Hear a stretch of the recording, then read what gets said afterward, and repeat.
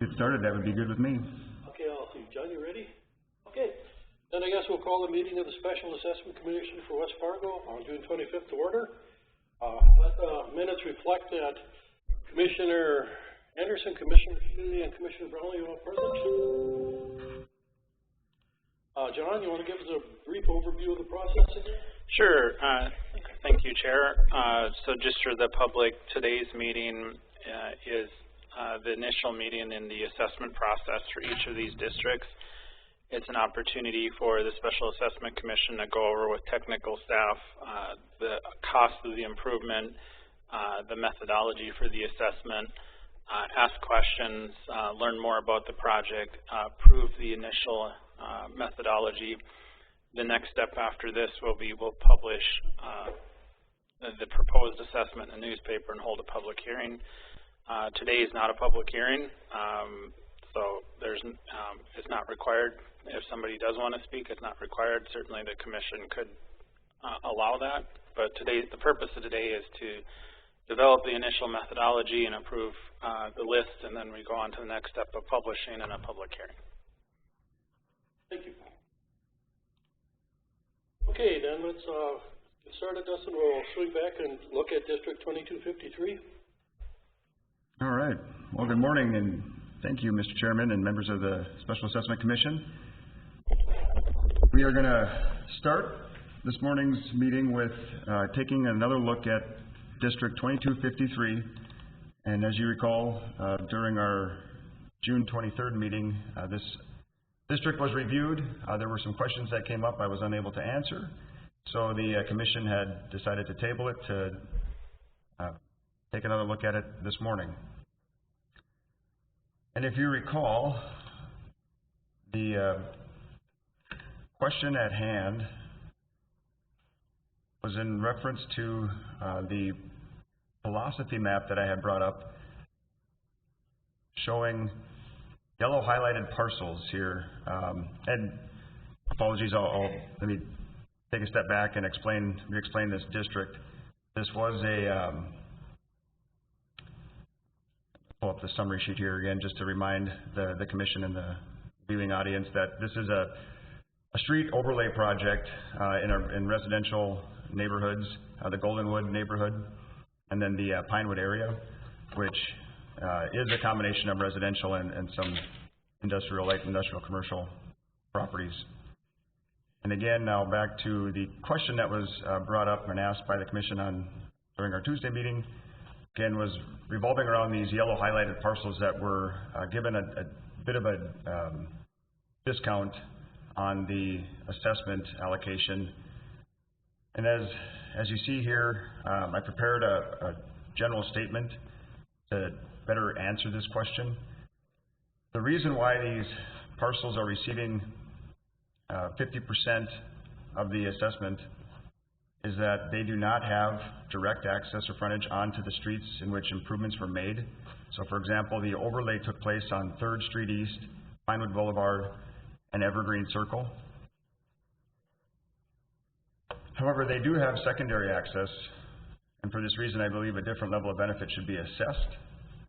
As such, I am recommending to the Special Assessment Commission that half of their lot area is used to spread their assessment.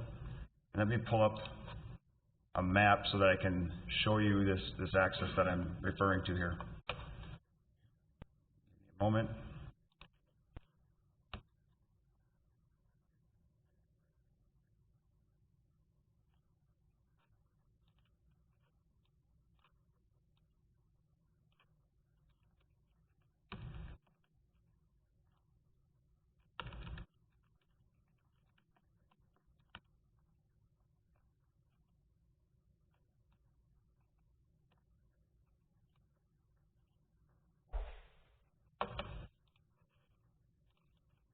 So yeah, there's a picture here I can bring up quicker than the map, but I also want to bring up that web map too. So Main Avenue, as you can see, is on the south side of this picture. Pinewood Boulevard, here's 3rd Street. So the properties that were highlighted yellow, going back to that, you can see here, maybe I'll answer this a little bit differently. The properties that are not yellow, that are along 3rd Street, the reason why they are not receiving this 50% discount, if you will, that they do have direct access on to 3rd Street. So starting with the parcel just along the west side of 3rd, you can see here they have 2 driveways and are directly fronting 3rd. This parcel here, now notice this is one big parcel, whereas in the assessment map, there is a line drawn here. That's probably just an outdated plat book map that was used when we drew the boundary around this development. But it is in fact one parcel, and again, they do have direct access onto 3rd. The properties highlighted in yellow, now to the west here, I'm trying to use my cursor to circle all of these properties. As you can see, they do not have direct access onto Pinewood or 3rd, or again, Evergreen Drive, in which the overlay was constructed. They do, however, have what I would consider a secondary access. There's an alley back here, so these properties can get out to this roadway network, but they don't have the direct access. And similar with the other yellow highlighted properties, which are off the end of this cul-de-sac, just on the east side here. Again, these 3 parcels do not have direct access onto Pinewood or 3rd or Evergreen Drive. So again, we are proposing to only assess half the area of these properties. When I say that, I am referring to, when I say half the area, it's the spreadsheet here, for the most part, when we determine how many equivalent units, that is based on the property area. And so we're effectively saying that the total area times 50% is what's going to establish their equivalent unit. So for Pinewood, we did establish an equivalent unit of $1,707.66. So again, for those properties, they are basically receiving half of that.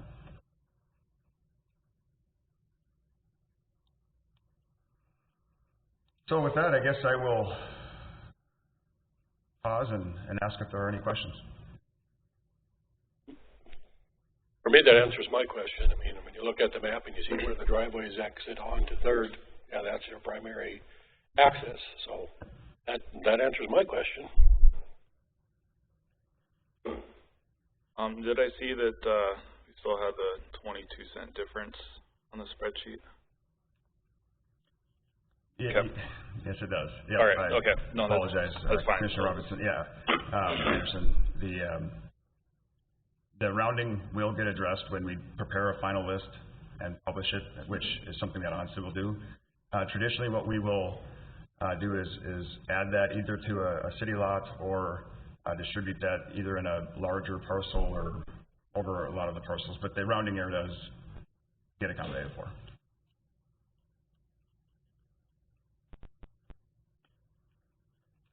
Make a motion to approve 2253. We need a condition with the rounding. Is that with the correction of the road? Do we need a condition for that? 22 cents? All right. We'll include the routing error in there, please. All right, I'll second the motion with addressing the rounding error. Okay, it's been moved and second. All in favor, say aye. Aye. Aye. Motion carries. All right, thank you, Commissioners. Now we are going to move on to District number 1305, which is titled the Wilds 9th Edition.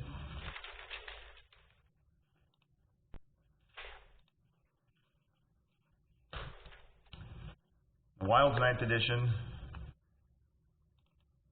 is a development that was petitioned by a developer.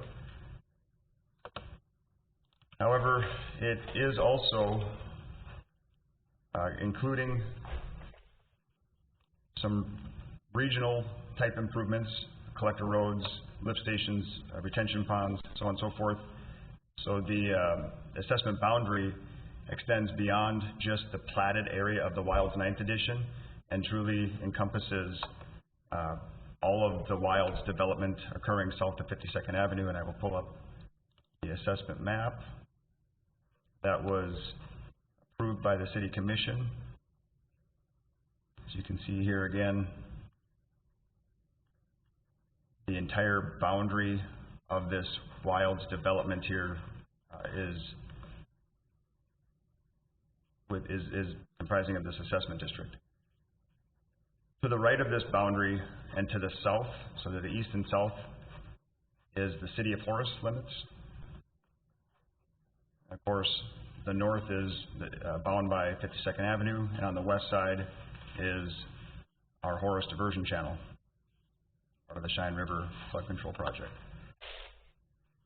The gray area here really is identifying where the construction took place.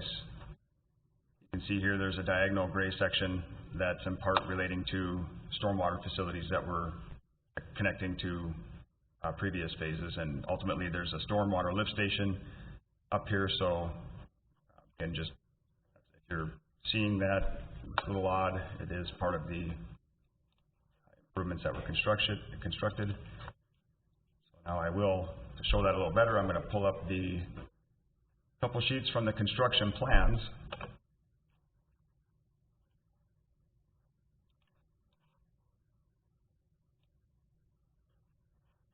Zooming in a little bit here, again, you can see this grayed out section here, for the most part, matches that assessment boundary map.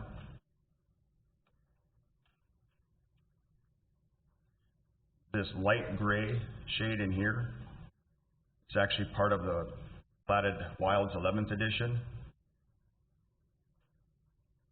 There was a change order requested by the developer, presented to the City Commission, in which they added some of the utility work for the Wilds 11th edition into the improvements for 1305.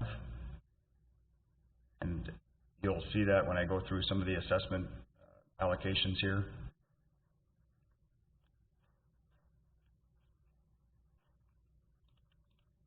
But continuing on with some of the construction plans, and you can just see some of the detail where the roads are being connected. So 9th Street West is a collector roadway. It extends all the way up past 23rd Avenue to the north, so really a 3-mile road. And a collector roadway, as you know, is assessed over a larger area. And in this case, previous collector roads, we generally would go a half-mile each way. However, the nature of this development and being wedged in between a diversion and the City of Horace, we aren't necessarily going a half-mile each way, but we are encapsulating the entire tract of land south of 52nd Avenue that is developing as the Wilds. So again, you can just see some of the detail now in here. You're starting to see where the individual lot services are being installed into the Wilds 9th edition plat. And also see the retention ponds shown in here. And kind of back to that diagonal going up, cutting up through the to the northwest, again is the start of a retention pond, so that as this neighborhood and development is constructed, it has somewhere to drain.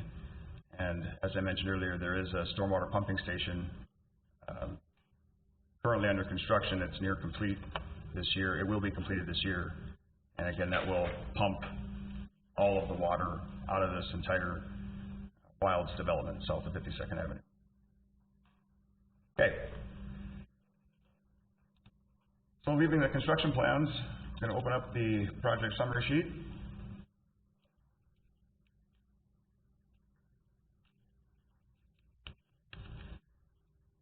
One unique thing with the Wilds development south of 52nd Avenue, in terms of the water service, this is really the jurisdiction of Casserole Water.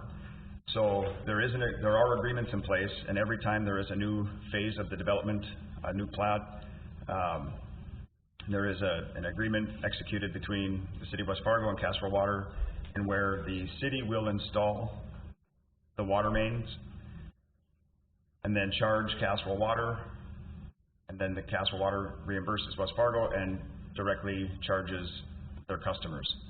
So within our improvement project, we will have a cost associated with the water main. However, we are not assessing that cost. As you see here, this other funds, $825,000, that is the water main cost associated with this project that was reimbursed by Casserole Water, and again, not spread within our assessment district.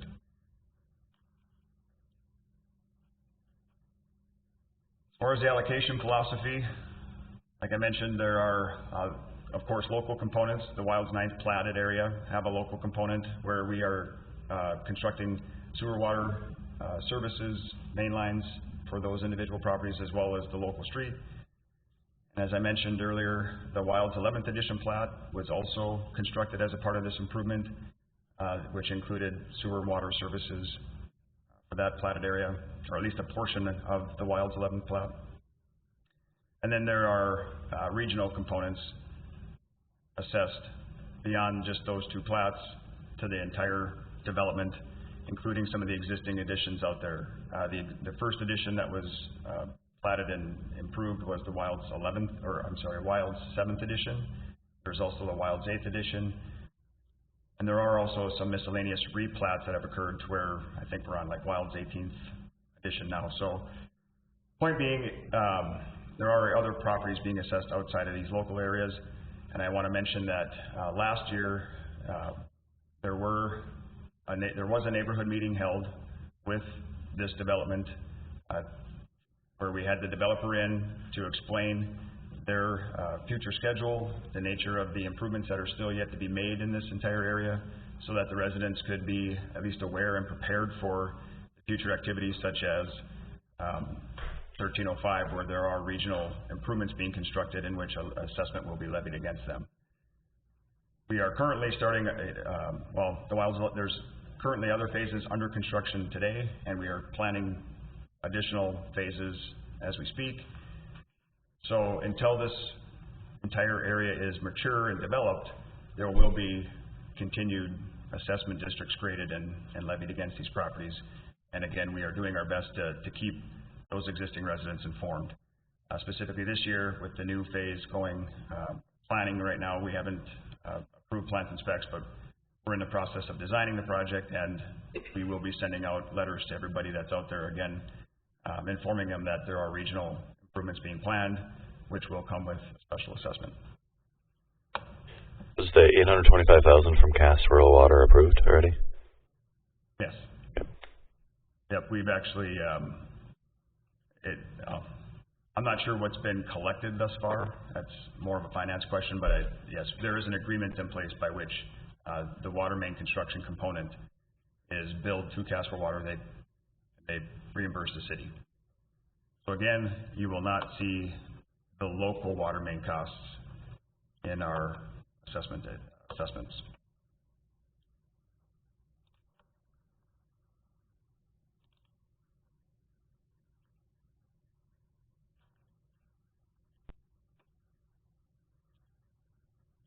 One thing that came up after our last meeting, our attorney recommended that we add basically a watermark behind all of our visual aids here that say draft, just to point out that these are all draft documents, subject to change until there is a final list published, a public hearing had, pretty much until we get through the city commission process. So until that time occurs, these are all considered to be draft documents, and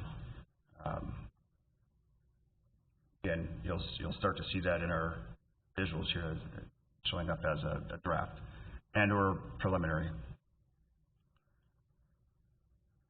Okay, so our philosophy map here, starting with the large blue boundary, which really is the same as our assessment district boundary.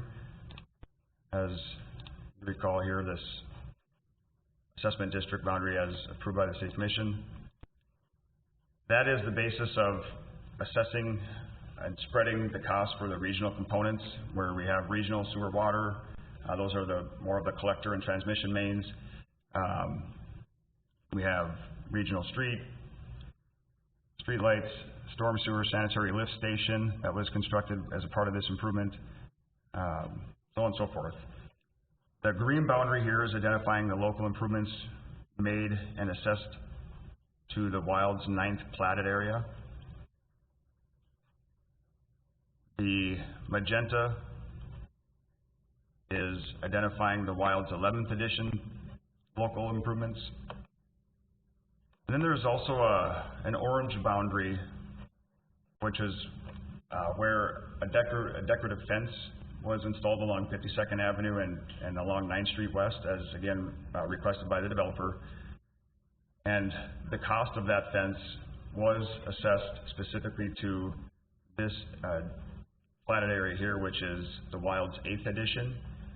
Previously, a similar fence was installed in front of the Wild's 7th edition, and they were assessed accordingly for that fence. So, staying consistent with how we assessed out the previous fence, again, this one is being assessed just to the Wild's 8th edition.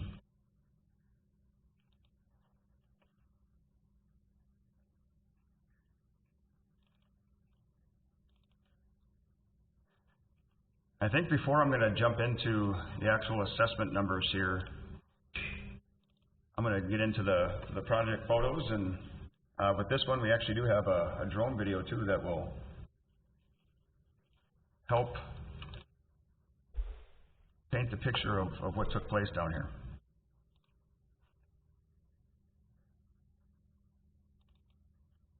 Starting with the photos. What you're seeing here is the foundation being constructed for the sanitary lift station. This sanitary lift station is meant to serve, again, the entire development south of 52nd Avenue.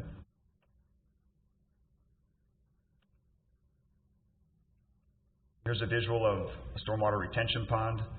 See, these get to be about 15, it's hard to tell on this picture, but they are roughly 15, 16 feet deep of excavation. The water that sits in there is about 8 feet deep under normal operation.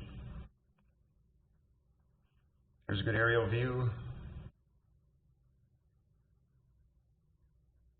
And you can start seeing some of this is another retention pond being constructed. We are looking southeast, so off to the side here where you can see some of the established homes. That's actually in the city of Horace. It's roughly the same view towards the end of construction. You can see here 9th Street is the collector roadway. We've got 2 retention ponds. Here we are looking east, and following 9th Street West. Up here you can see the Wild's 7th edition, and the Wild's 9th edition is really what's now been improved, ready for development.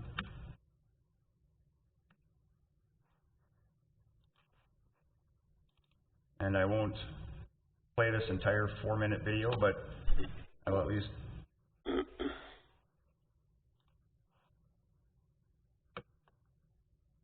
play a little of it here. You can see the excavators working on digging out that retention pond. Skipping ahead 30 seconds and another 30 seconds. And we're looking straight east again over to the city of Horace. To the left of the screen would be the Wild's 7th edition, so this is really showing all of the Wild's 9th edition.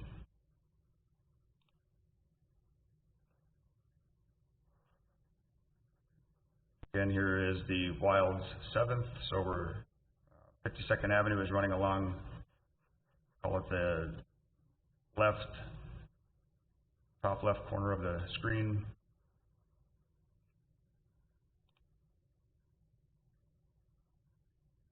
Really a big development.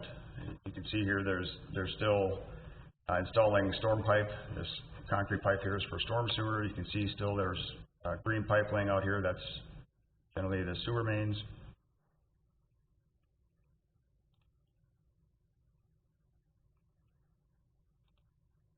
And for the most part, this video just is a complete 360-degree view. So again, we don't need to watch the entire thing. I thought it'd be good to at least go through some of it. Okay, now back. Getting into the assessments, as you recall from the previous meeting, we do generate, with our GIS department, take the spreadsheets and put them into the GIS so that by parcel you can see, at least from a high-level view, where are the bulk of the costs being spread. In this case, red is going to be the highest, down to blue, which will be the lowest. And just to show that legend, you can see here again, white is going to be 0, blue is going to be $4,500 to $6,000 roughly, so on and so forth. The orange gets to be a little bit larger margin, where we're going from 12 to 75,000, and then the red is anywhere from 75,000 all the way up to the highest lot here is receiving a little over $1 million.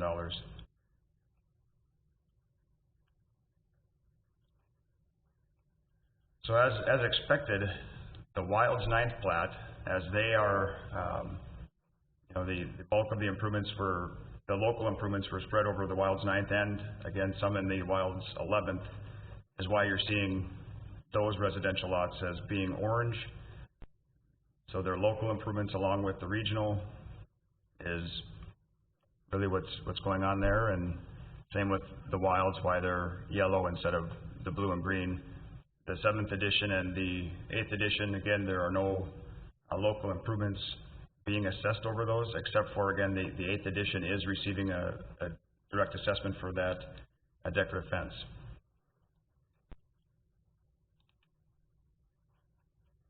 So the summary sheet that I started with, it does break down the assessment allocations. It's a relatively long list. Unless there's a need, I won't read through this entire list. I just want to point out that list really matches this summary table that you're used to seeing within our assessment spreadsheet. Again, notice the spreadsheets all do say preliminary on them. One thing you probably couldn't see from our first meeting is that I didn't freeze the top row, so as I scrolled down, the word preliminary got lopped off, and so trying to, again, just stress that these are preliminary until the final approval by City Commission. So there are, again, several components within this improvement that we captured and assessed out accordingly. Again, whether it was a local improvement versus a regional, and whether it was a local water, water is not generally not included, whether it was a local sewer, storm, street, is going to start to dictate whether it's on a front foot or square foot. For the most part, all the local improvements are on a front foot basis except for the storm.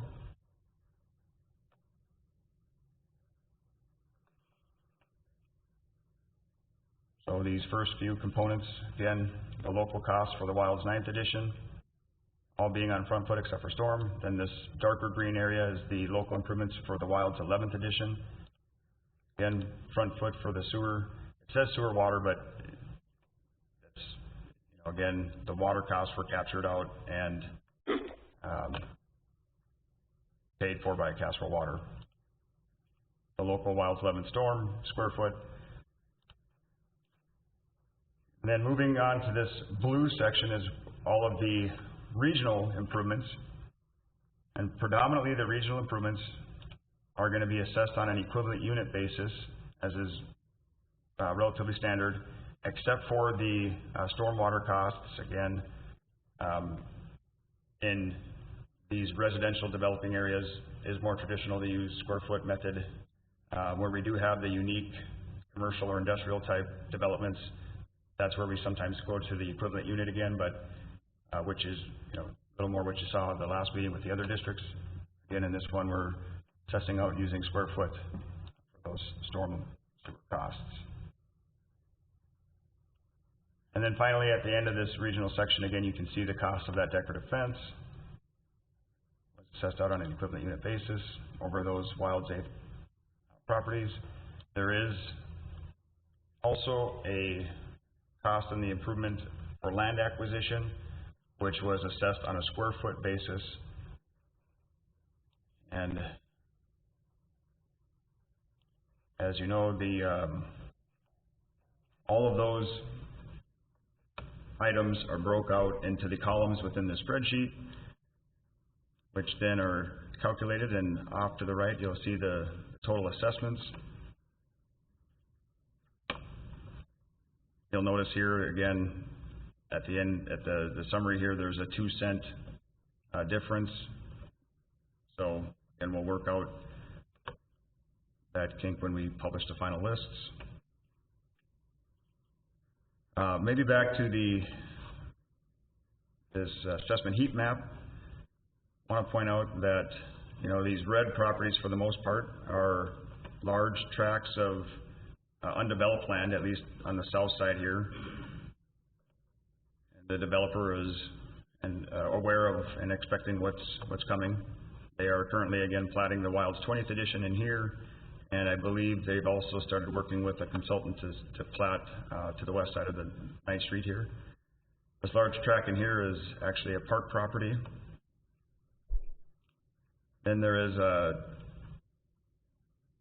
property here just off this cul-de-sac receiving a relatively high assessment that is intended to be more of a multifamily lot where they'll build either townhomes or something of higher density in there. There's actually an easement that connects this cul-de-sac to 11th Street, so there is a drive in here, and again, it's meant for more of a multifamily construction.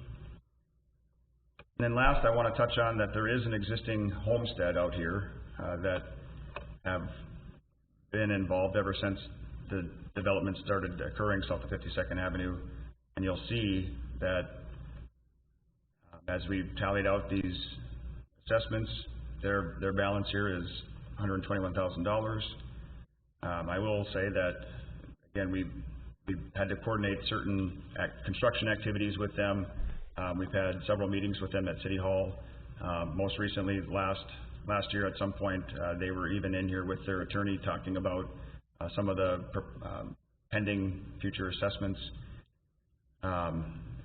We've lived through these scenarios in other parts as we've developed south of West Fargo.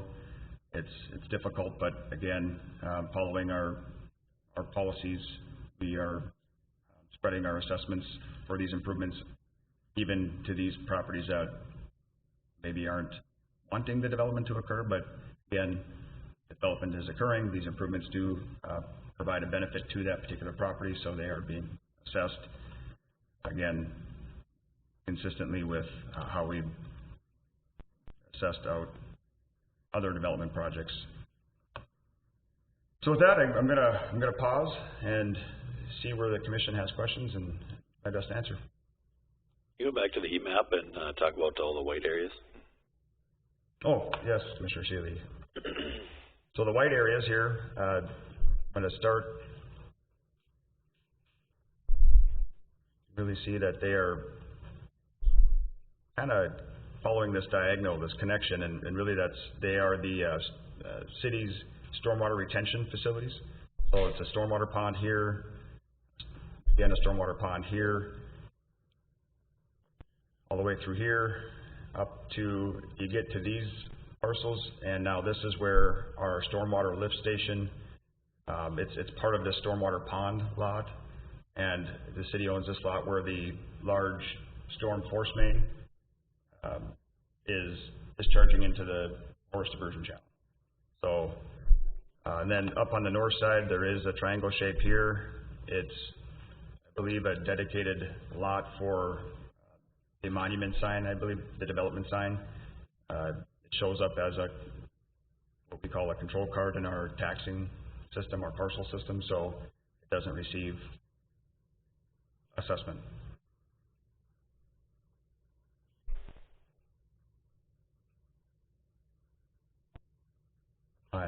And there is another parcel in white here. I believe that's just it's a part of the diversion channel. It's a non-developable type parcel. But I would have to confirm that. So, What about thank you. What about the one that's on 11th Street? That's next to the Grant property. Just south of Lori Lane West intersection. Down and to the left. Are you talking this one here? No, to the right of that. Go to the left. The little white one, right there. Oh, yes. I saw it was red on the heat map too, or on the other outline. Yep, there is another small parcel in here right now. It's owned by the city, and it is merely there to allow the future. Actually, we built a roadway on it, so it's intended to be a road right of way. So right now, it's currently just a parcel, but we have built an access road on it so that when the development or the existing homestead here just to the west, when they do develop, they will be able to access 11th Street. Right now, what they are using is there's a minimum maintenance road along the diversion levee that they use to get out onto 52nd Avenue. Long term, this is in place for them to come out through this development. We did with this improvement also construct a temporary access for them, partly for this improvement and also with the storm lift station that we're building. We've had to, of course, make a connection into the diversion, so we've had to close down their access road. So they currently do have a temporary gravel road on their property that leads to this access here. They have the option of leaving that in place and continue to use this. That's really what it's there for. However, that we're leaving that up to them. They may elect to have that temporary gravel road that we construct on their property removed and revert back to using the diversion property, but short answer is it's a city parcel with the roadway on it. Thank you.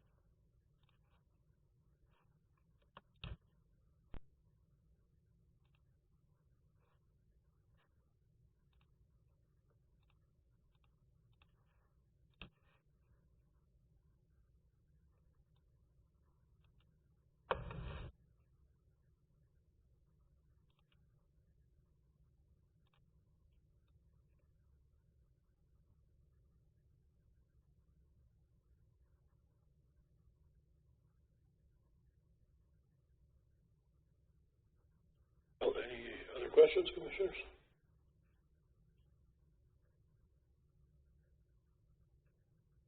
I don't think I have any questions.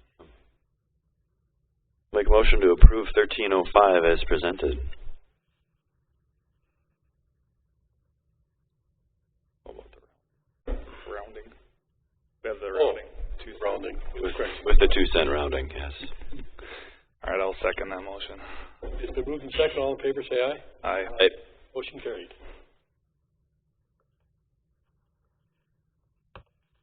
It's good having an analyst on the commission. Blessing and a curse.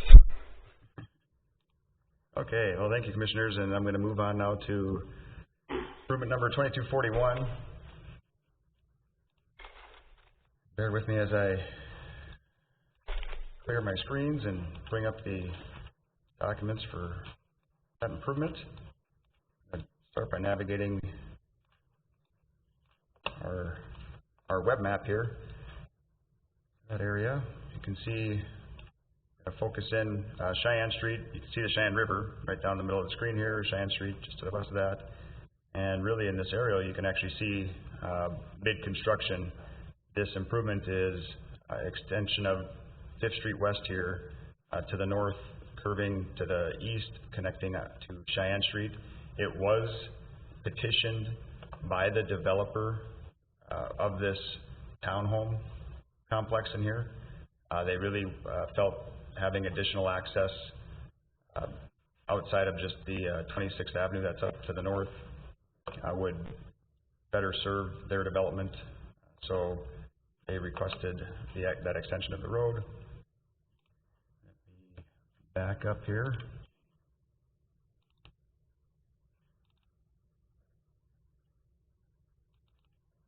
And starting with our project summary.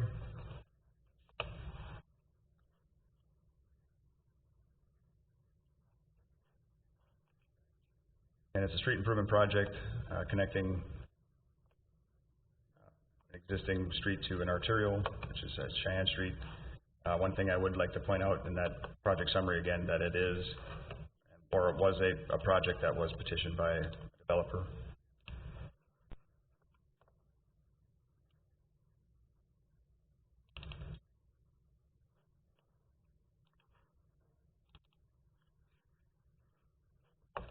Now the assessment boundary that was drawn at the time, again, you can see here there's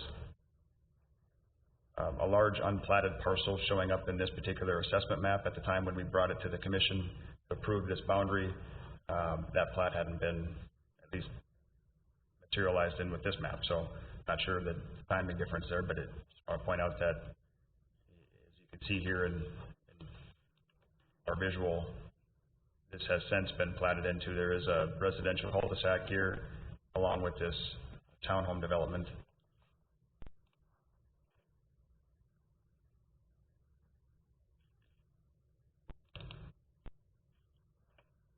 Just a general layout again of the construction plans.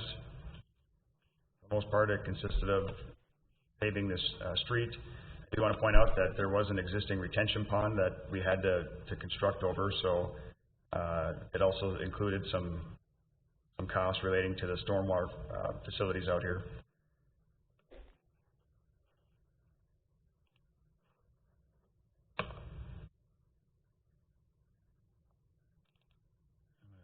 Go into the construction photos.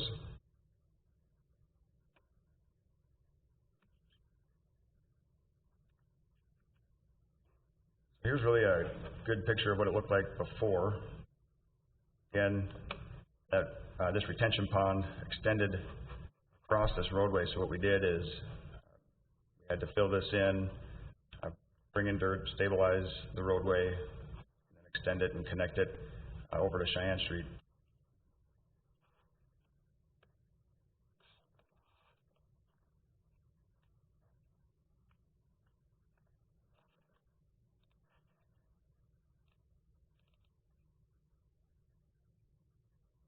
And that's what you can see as it's finished.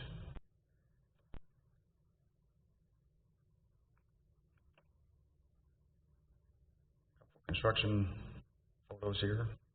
See they're finishing up the paving. There was a driveway constructed to, again, provide access for this townhome development. And again, it was really that townhome development, that developer that had requested this work. Here you can see some of the work being done on the storm network. Sidewalk.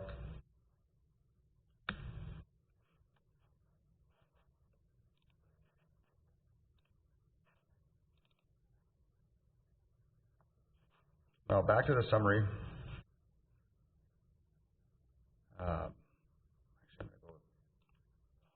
Quite clear in there. I'm going to go to our assessment heat map for a better visual here. You're going to see right away that we limited the assessment to 3 parcels. So really this improvement was requested by developer. We felt like the residential neighborhood here, and as you can see, there is no direct access and or really there's no secondary access either. The only way that this residential neighborhood could navigate to Fifth would be driving through the private system of that townhome development. So they are not receiving an assessment for this work. And when the assessment boundary was created, the parcel up here, which is undeveloped at this point, was not included in that boundary. Again, primarily it was the developer requesting improvements, and so there are two parcels here, and now the city has retained ownership, still owns this yellow lot, and it is also receiving an assessment as it will have direct access onto Fifth.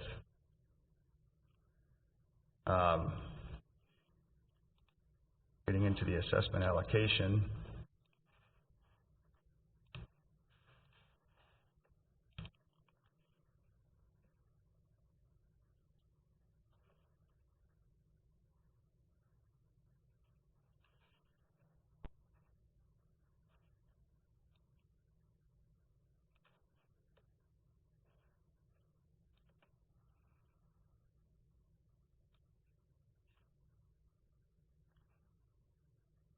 Okay, so in our summary table here, you can see there were some local sewer and water associated with the project. Everything was assessed out on a square foot basis. Let me start with that.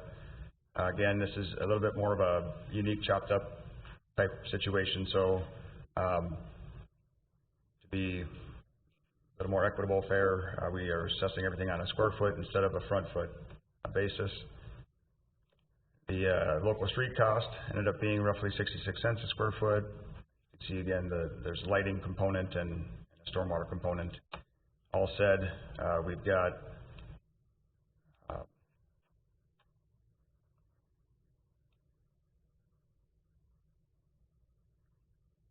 total of $570,000 worth of work that was allocated over those three parcels.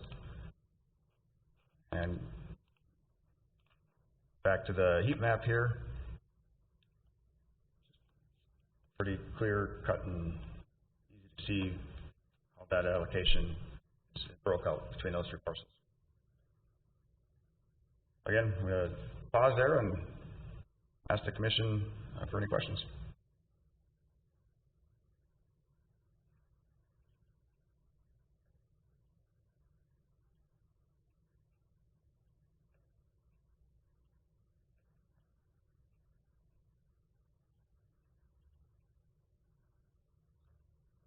Go back to the Excel spreadsheet, please. Scroll to the left there. Even further. Just curious, we've got the construction dollars and then the total assessment. The difference between those two is typically what? It really ranges. We've had projects in the 15% range all the way up to 45%, if I can recall. I mean, it's very project dependent. I suppose what I could pull up here, I guess I didn't do that previously, but here's the resolution directing assessments be levied, and it breaks out. Here's the total construction. Here are the other costs associated with the project. Plus,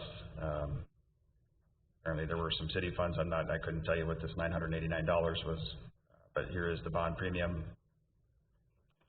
And the total amount you can see being assessed is the $570. So again, here is the schedule of the values of work that went in. Thank you.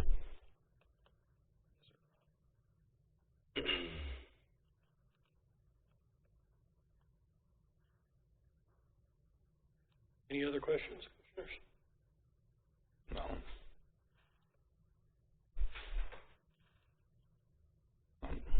I'll make a motion to approve as presented. Second. Moved in second. All in favor, say aye. Aye. Motion approved.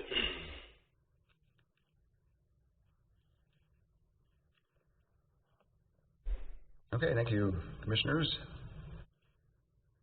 And now moving on to Improvement District 2243, which was our 9th Street East and 13th Avenue East intersection improvements. And if you recall, that work took place in 2017 and in 2018.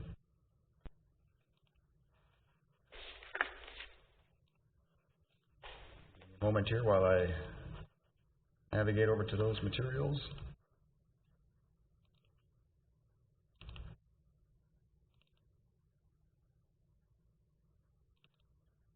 Then starting with our project summary sheet.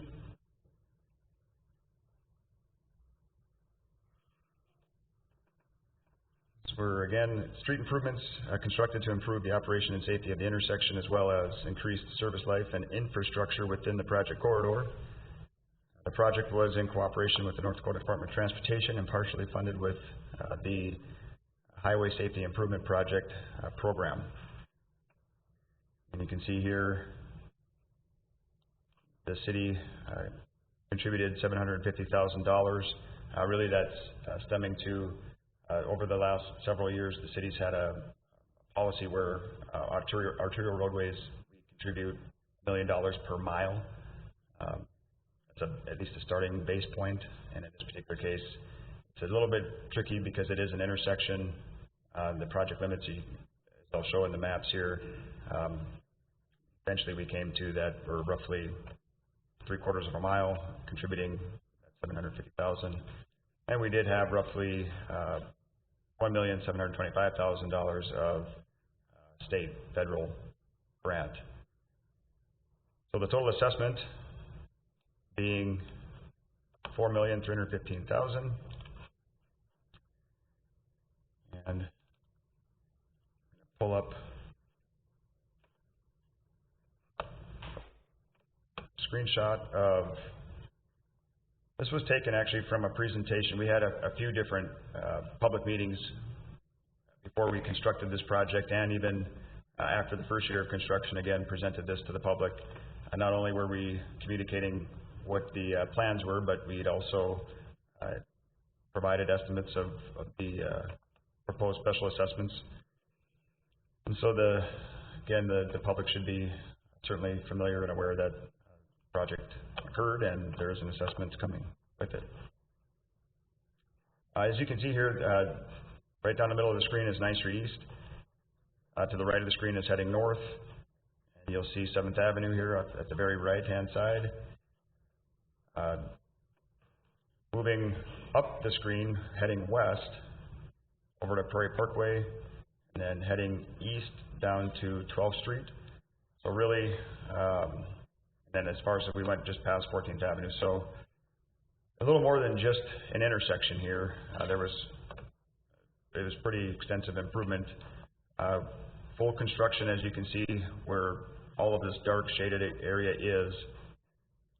And then moving north of Meyer Boulevard here, we didn't fully reconstruct the roadway, but we did add another northbound lane to increase the capacity up to 7th Avenue, largely providing a relief, especially for the school systems, the high school that's here. A lot of bus traffic in the mornings in our peak hours, so that was really helpful in getting additional lane in there, as well as just expanding this intersection. If you recall, it was just single turn lanes. Now we've got dual turn lanes out there, and again, just helps with the traffic demands.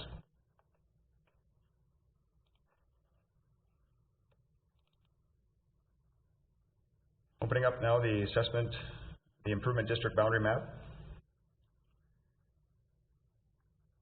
So as we've talked about before, our collector and arterial roadways have an enlarged assessment district boundary. This area gets a little tricky in that do you go half mile each way or a mile each way?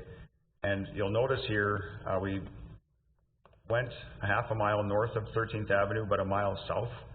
And the reason for that is staying consistent with Main Avenue that was reconstructed. When we reconstructed Main Avenue, the assessment boundary there went a half a mile south, and the north boundary was controlled by the BNSF railroad tracks, but for the most part went a half mile south. And so not to burden the homeowners up there that already paid for Main Avenue, we tapped this boundary up at 7th Avenue, which is the southern boundary of the Main Avenue project. So in theory, they're trying to limit how many arterial roadways people are paying for. However, moving to the south, we went beyond just a half a mile, partly because, again, other arterial roadways, especially south of the interstate, we've gone up at least a mile.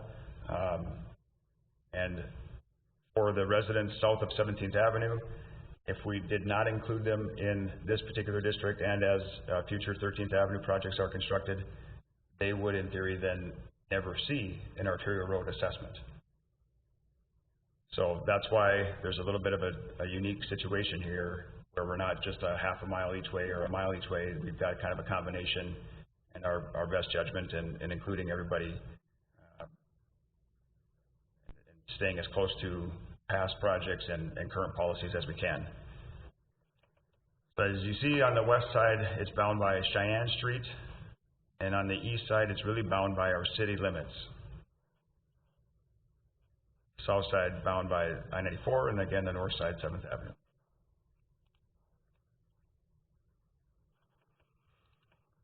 Back to the summary sheet, really the entire project was assessed evenly across the entire district on an equivalent unit basis. There are quite a few unique properties, especially the townhome or condo associated properties that have again, I went through some of these our previous meeting, but where we are divvying out those a little differently than other single family or multifamily and commercial lots. I'm going to jump into actually before I go into the assessment spreadsheet and heat map, I'm going to go right to the construction photos. Doing much better at that today, John.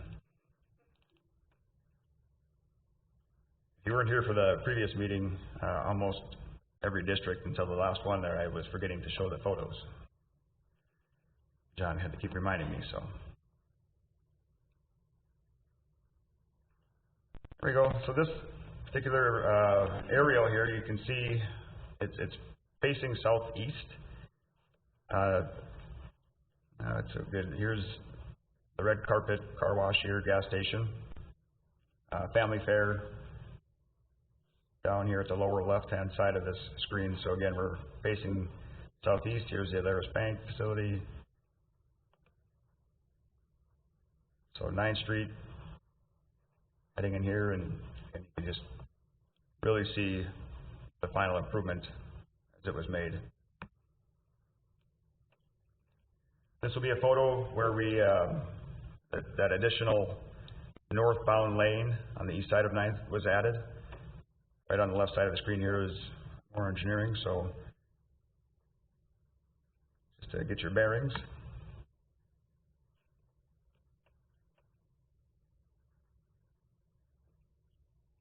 Photo.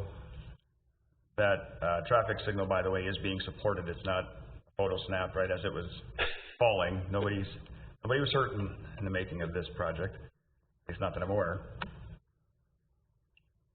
There's a visual showing 13th Avenue looking east. So right off to the right of this, you can't see it in the picture, but it would be a Halverson Bank on the right-hand side, and again the red carpet car wash gas station right to the left-hand side. And here's another photo looking south, right at the Meyer Boulevard intersection. So to the left of the screen would be Moore Engineering's office. Now looking west, you can see J.L. Beers off to the right. See there's some underground utilities that were also included with these improvements.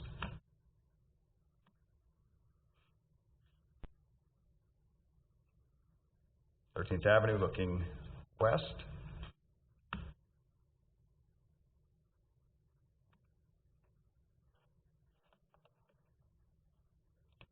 Okay.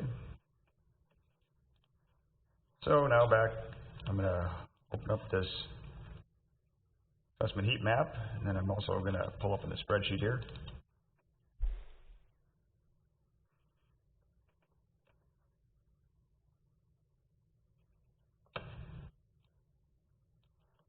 as I had previously mentioned,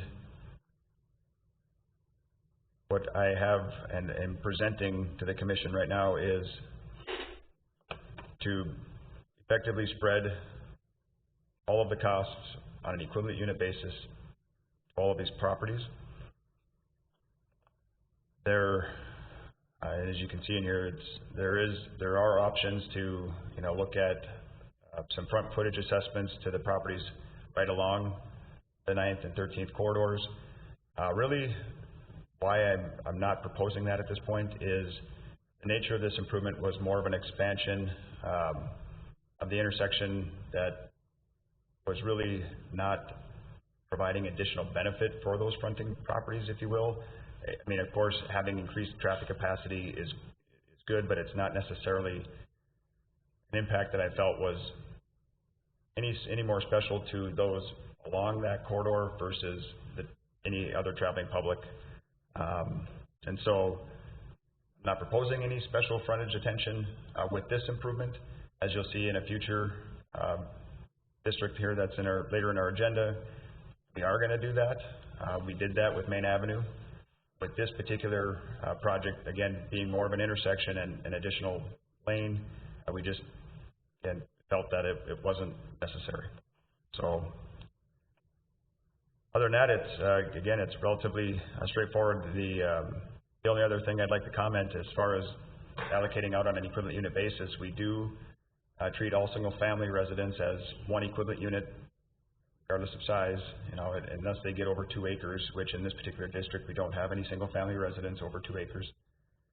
And then there is, again, special treatment provided for special townhome and or condo type developments.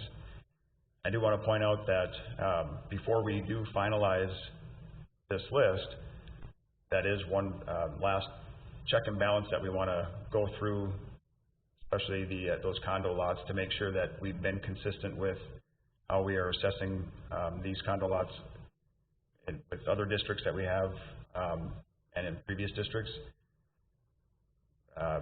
So if there is an adjustment, it would be very minor. It would be a matter of, instead of a 0.8 equivalent unit for each of the condos, maybe it would change to a 0.7. It would be over the entire district. It would be maybe a penny at the most, or pennies. I can't even imagine if it would get to $1, but so just want to point out though that there would be some potential adjustments made if we do find that, and I've been discussing that with our attorney. As long as they're minor enough, the commission wouldn't have to reconvene if we find something like that. Correct me if I'm wrong, John, but if we do find something with any of these districts that pops out as a significant enough adjustment, we would reconvene the Special Assessment Commission before preparing the final lists to be published. So with that, again, I'll pause and answer any questions. Maybe I'll go back to the heat map. Just, I guess I didn't spend much time on that. So, speaking of the condo units, then where are they on this map? And I'm just curious. I know that one of the last ones they got allocated a 0.6. So if it is a 0.8, that was going to be a little bit different than what we've seen. Sure. And it changes depending on the particular condo area. So in here, I'm going to use my cursor to circle around 2 condo properties. Now these are set up a little differently. There is, within our tax rolls, these are 2 large parcels, and there are, I don't want to say this, get the terminology wrong, but there's individual cards, if you will, for the condo ownership lots. So there's, and I forget how many are in here, but let's just say there's 40 in each of these slots. Each of those 40 cards have their own taxes, their own utility accounts, so on and so forth. So we take the area of this overall parcel that establishes the number of equivalent units. Again, if it's 2 acres, it's going to get 9 equivalent units. Equivalent unit is equal to 10,000 square feet, so 1 acre, 4.5 equivalent units. So we'll take those equivalent units of the total area and divide it by the number of units. Again, I don't know this one specifically, but as you can see here, it's equating, they're receiving $352 of an assessment per unit, whereas a single-family resident that has its own parcel is receiving, again, the $1,006. Now, just to the east of that, there's a condo area here. You can see the common space is white. Again, as I mentioned in our last meeting, the Century Code does have some guidance on how to treat these townhome and condo lots. We are not allowed to allocate an assessment to this common space lot, and we are able to capture that cost and redistribute it over the properties that have direct rights to that common space. And so what we're doing here is adding similar to the blue parcels over there, we're adding up this entire area, establishing that baseline for equivalent units, and then distributing that over the number of individual condos within that development or in that condo area. So in this particular case, and it's hard to see here, but it's the $402 are these blue areas here. These are the condos. There are some other, I'm not sure if I'll be able to pinpoint them all on this map, but I will zoom into one other one I know I'm familiar with. 14th Avenue, right here, so we're roughly a block south of 13th. This is the Town and Country Financial place on the corner. So just to the east of that, there is another condo development in here where, again, there is a common space, a specific parcel designated as common space. Again, that is still captured and distributed amongst the properties that have that direct right to that common space.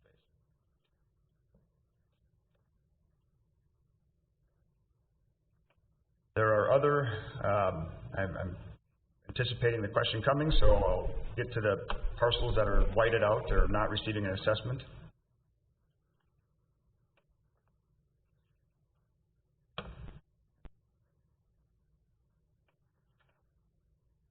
Starting right in here, this is Menards, is this red parcel. The property that is kind of behind the Menards development here is it's a dry retention pond, not receiving an assessment. Back to this 14th Avenue corridor, there's a white parcel here. Again, it's a dry retention pond. In the Pioneer Place development, there's a white parcel, and it's dry retention. I already mentioned this white area here as part of that condo development. And the large white parcel, or white parcels that you can see in here, here is the Charleswood Retention Facility. And then moving to the north of that is just a wide open green space that is owned by the Park District. There is a bike path network up through here. For the most part, it's considered non-developable, so it's not been assessed. Moving down to the south, there's a similar green space corridor owned by the Park District. Here is another retention pond. It's the North Charleswood Lake Pond, North Ridge Lake is referred to, and then here's South Ridge Lake. Again, both retention facilities within the Charleswood development. Moving to the east, here is 19th Avenue. Follow my cursor. We're about half a mile or a few blocks east of 9th Street. This is the Burlington development, and again, another retention facility. I can zoom in here. You can see just to the west of this Burlington development are additional condo properties.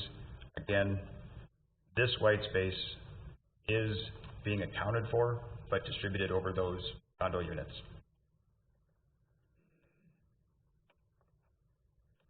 Otherwise, predominantly, as you see, all the single-family residential lots are receiving the one equivalent unit, which is again just a little over that $1,000, and all other non-single-family lots are receiving an equivalent unit assessment based on their area.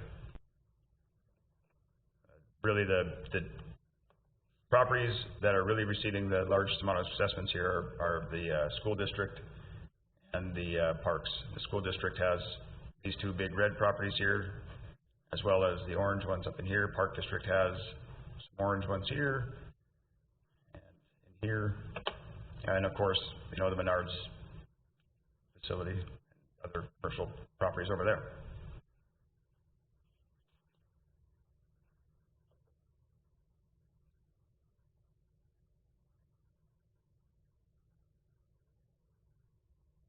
So again, I'm pausing for additional questions.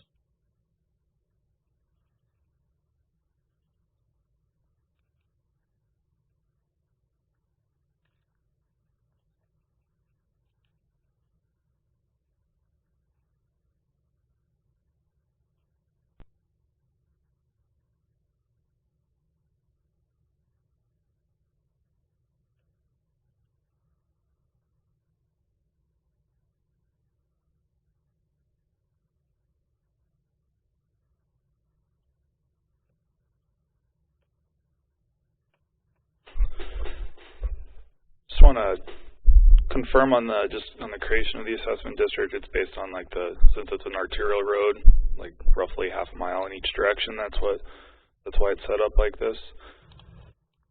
Yes. Yep. And right, half a mile to the north. And glad you brought that up, Commissioner Anderson. We talked about how we got the north and south boundaries, but going to the east and west, the east, we're really bound. We would go this mile each direction, east and west, but we're bound by the city limits to the east, so it works out to be a half a mile. And we did go a mile to the west over to Cheyenne Street. Mm-hmm.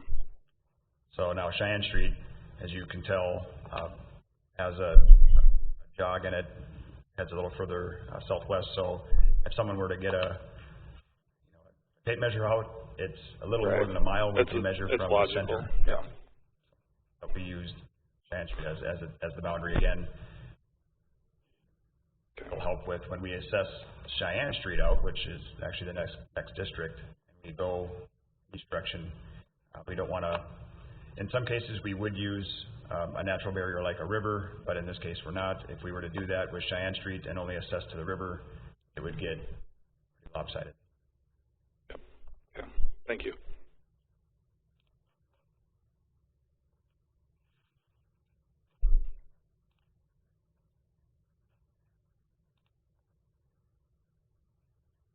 I agree with the boundary, and it looks appropriately distributed, so we'll make a motion to approve 2243. I will second that. Moved and seconded. All in favor, say aye. Aye. Aye. Yeah. Motion carried.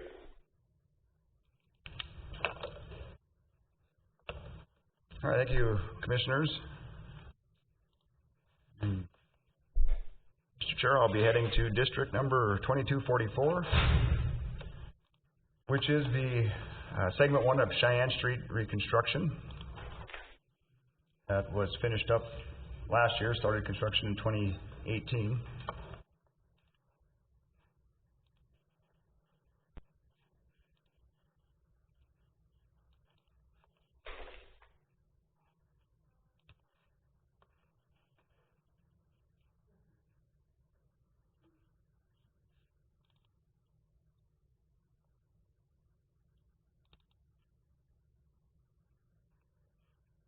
So again, bringing up the summary page. And these are street improvements that were constructed to expand and increase the service life of infrastructure within this corridor. Unfortunately, this particular project did not receive any outside funding. However, the city did contribute a little over $1 million. Again, abiding by that internal policy of $1 million per mile.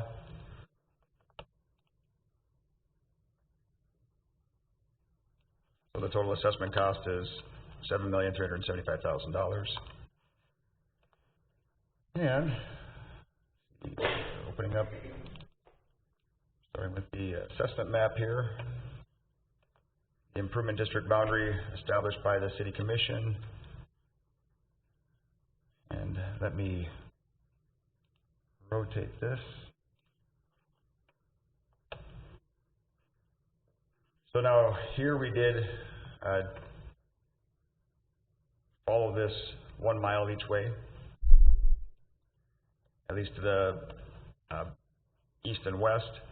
As you can see on the south side, we are bound by the interstate, which of course has a northwest bearing once you move away from Cheyenne Street here. So we don't have as much property on the west side as we do on the east side. But again, if you will, this is where a river coming through, it does provide some challenges in terms of establishing these boundaries, but in this case, being consistent with the previous district we just reviewed, going 1 mile each way is where we thought was appropriate to establish this benefiting area. And then, Cheyenne Street, of course, was many segments going a lot south. So will this area will not be in any of the assessment districts for the, as you go with the other segments, they'll be set south of the interstate then? Yes, thank you, Chairman Brownlee. Okay. The segments, the construction activities south of Beaton Drive, really. Beaton Drive is the entrance into the new Hornbachers facility, if you're familiar. All of that moving south and south of the interstate, of course, is going to be an assessment district bound by the interstate again. So these properties are not in that district.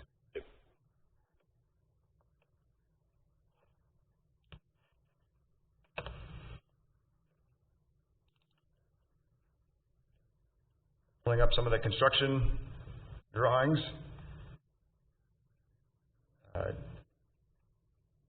Difficult to get a good read on what's transpiring here, but like I said at the last meeting, part of the reason for bringing these up is to let, again, the commission and the viewing audience know that there are full construction sets of plans and specifications available in our office here, if so desired to look through them all. What's a better visual aid are the project photos, which I will open up now, and you can see here we are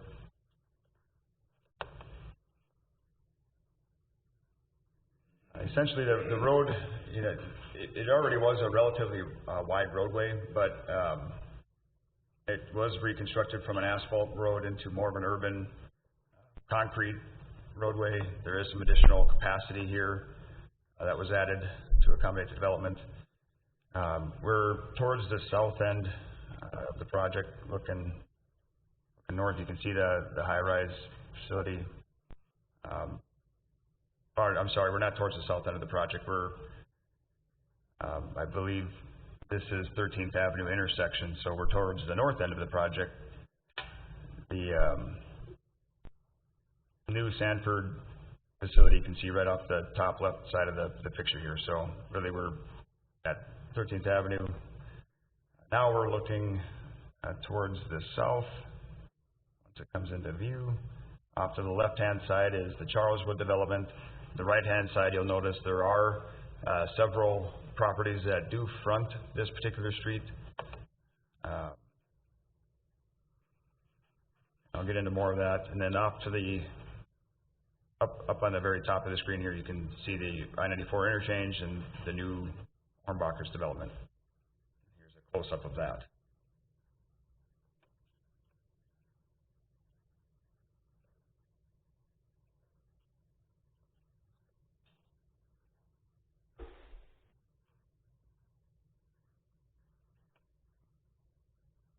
One of the challenges with any reconstruction project is dealing with the existing utilities that are in this area and coordinating relocations of dry utilities, cables, power lines, gas lines, so on and so forth.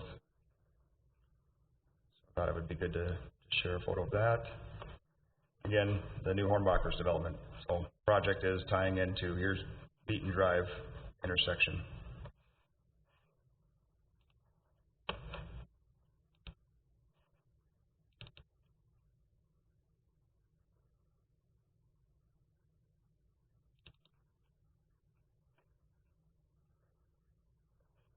pulling up the heat map and the assessment spreadsheet.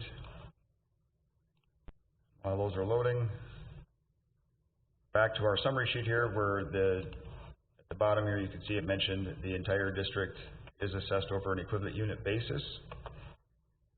I will point out to the commission that we had looked at the potential of assessing a front footage specifically to the residents along this corridor.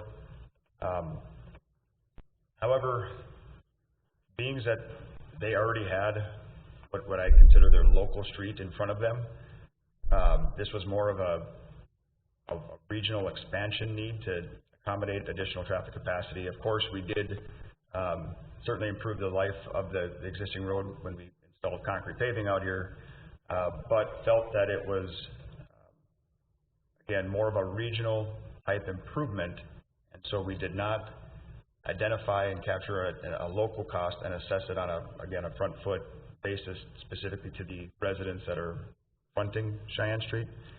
So it's a little bit of a different philosophy than we've done in some of our other projects like a Main Avenue, or like you'll see in the next district with 13th Avenue.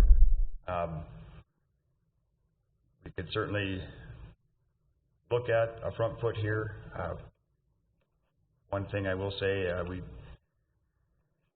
I think at one point we applied like $100 a front foot, which has been done in the past, but I can try to run that here real quick just to give you an idea of what it is. It will take those existing residential properties and, for the most part, get them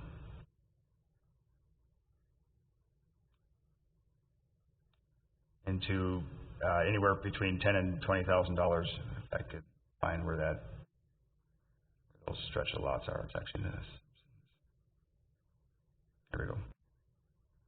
So you can see here, instead of receiving, roughly a $2,500 assessment, they're going to get somewhere over 10,000. Here's a lot that's 20, 18.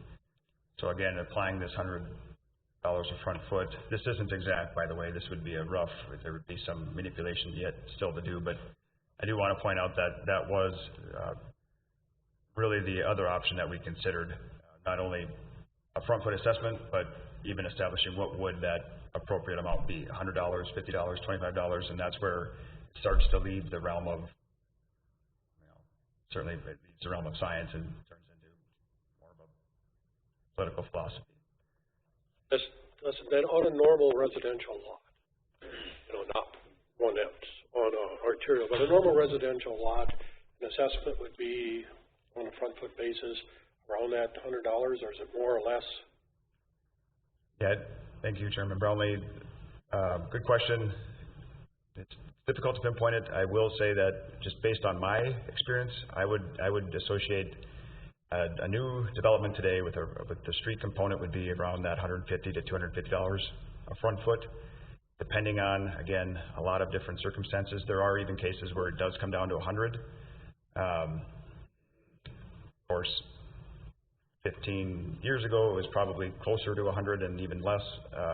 Costs come up, but so I would say on new stuff, I would be at least willing to offer that it'd be 150 to 250, somewhere in that range. Okay, so that would be for a new road. On a reconstruction, like an overlay, half of that? Correct, yes. An overlay, I'd have to... I mean, here's where I'm coming from, that, they had a road there, and that was their local road. Yep. We made it into a larger, arterial to handle a lot of traffic. Well, that's not a penalty to the people who live there. But, to say they shouldn't get any direct assessment when that is their direct road, I'd have a little trouble with. I can understand, very small one, because it's not their fault we built a great big arterial road there. They certainly shouldn't have to pay the whole thing. But should there be some, commissioners, should there be some or be none? It is an arterial, and it's a big arterial. Yeah. So, Mr. Chairman, if you will, you kind of asked this. With the overlay project, we just approved a couple of them. The Goldenwood area, the equivalent unit for the Goldenwood area, I think, was about $1,400, using an average lot width of, let's say, 70 feet. You can start to see that equates to about a $20 per foot of an assessment. So and that's just a rough way to, now that's a street overlay. I mean, that's not a, it's not a full road. That's just a thin lift over top of an existing road. So it's little apples and oranges there, but still considered fruit. Yeah, I'm just trying to think that if this, you know, and these are unique lots because they happen to front on Cheyenne. Yep. So if we said if it was just a regular road, what would, as an assessment from the city, what would we do with those lots? Yep. And treat them the same way as we would anybody else. Yep. Not penalize them, but then not give them give them nothing.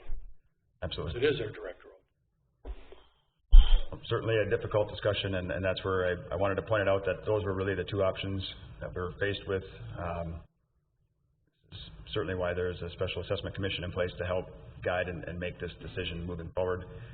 I mean, there's not that many lots, is there, that directly, residential lots that directly access that road. I mean, not talking a great deal. So the street, there's just 2 blocks that have it. Yeah. So the road was widened, correct? When you say regional improvement, did we take any of the homeowners' square footage of their lot to do that, or was that all existing city owned? There were some construction easements that were acquired. I don't believe we, and when I say the road was widened, it was, I want to say more or less reconfigured. There were maybe some aspects of widening, but that was already a 4 or 5 lane roadway. It was already a pretty wide roadway, but geometrically it's been reconfigured. There's a new bike path out here. There's better turn lanes identified, you know, so again, it's an upgrade, but it's not the same as we went from a 2-lane road to a 4-lane road. Yeah.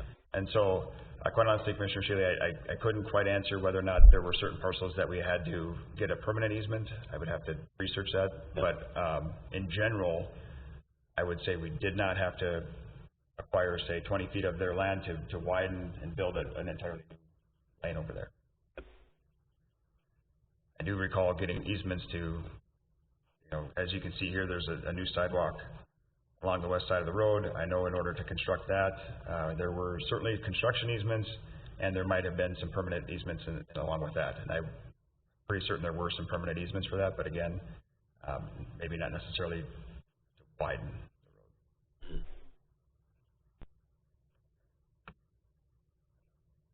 Here's another view. Predominantly all of the frontage is only for these residential lots, you know, so there's no commercial, you know, the other, pretty much on the east side of the roadway, there would be no frontage assessment. You can see, you know, here again is looking at the 13th Avenue intersection. This facility here does not have a frontage. They would not receive a frontage assessment. And again, looking south, moving south of that facility, it's the backyards of the Charleswood development, so they would have no frontage. So really, it's a question of the existing homes out along the west side. Do you allocate something? And that's where, again, it gets to be difficult for me to offer. You know, we ran an option with $100 a front foot, getting closer to, again, the local road, but again, yeah, you could look at what is an overlay, what is adding a lane. You know, there's probably a lot of ways to look at that. And I agree to be consistent that we need to charge something for that, and what that number is, I don't know. I mean, it's maybe we could look at the $25 or $50 too, as opposed to the 100, and make a decision on how that allocates to the rest of the assessment district.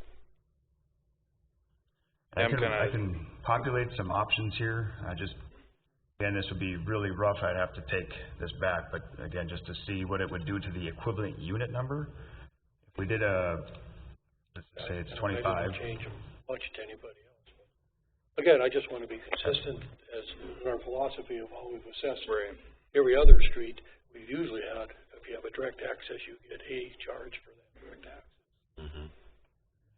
with the exception of the 9th and 13th intersection project, Right, which but again that is was a more of different an nature of intersection improvement. project, you know, Yep. at least that's in my philosophy, my theory, was that's an intersection. It's tough to say, you Yes. got direct access to an intersection.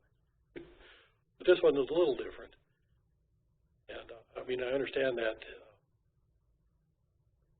you know, it's a unique project. I just want to be consistent how we apply our philosophy, all the road projects.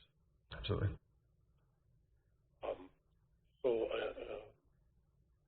You know, like I said, an overlay at 50 or partial of that.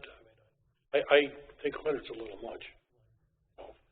Could we run that calculation based on 50 and see what that, Yeah, see what the number comes out to I be? can do that real quick in here. If I do, say $50 a front foot, you'll see the equivalent units dropped. I'm just gonna do it real quick again.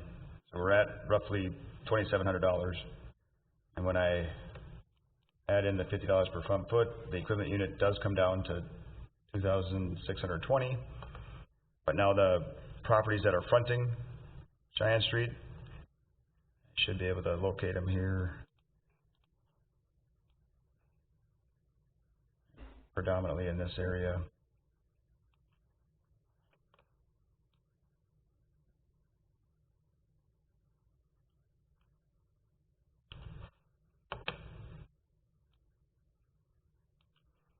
You can see now, so instead of getting the $26.99 equivalent unit, they're getting the $26.20 equivalent unit plus the frontage.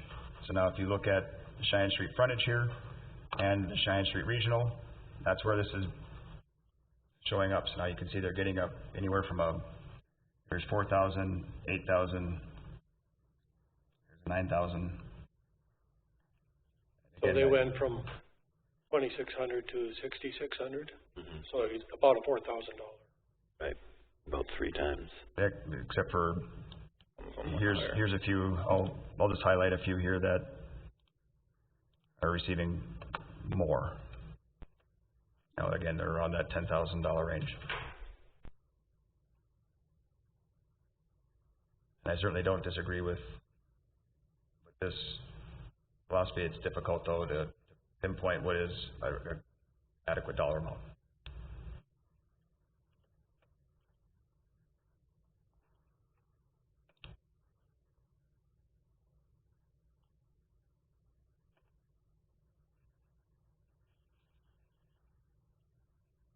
Now I'm going to ask our attorney a question. Could the commission here make a motion based on $50 or $25 or some dollar a front foot, and then the rest being an equivalent unit, and we prepare the final list? Or if there's a desire to use a front foot, should we table this and come back with options to consider? That's a great question. I mean, it depends upon the comfort level of the commission.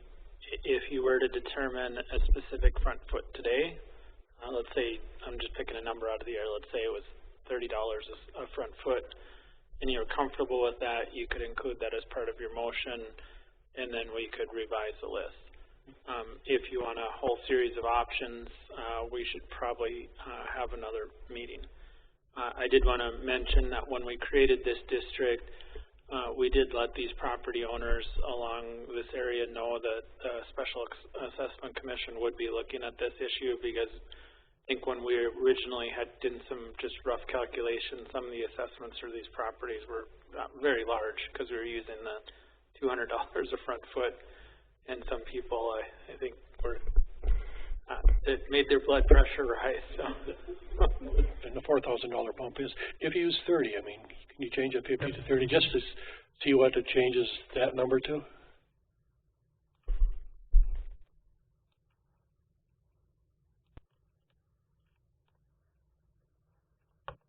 Now the equivalent unit is at $26.51. Yeah, hardly any change to the equivalent unit. Yep, really not much.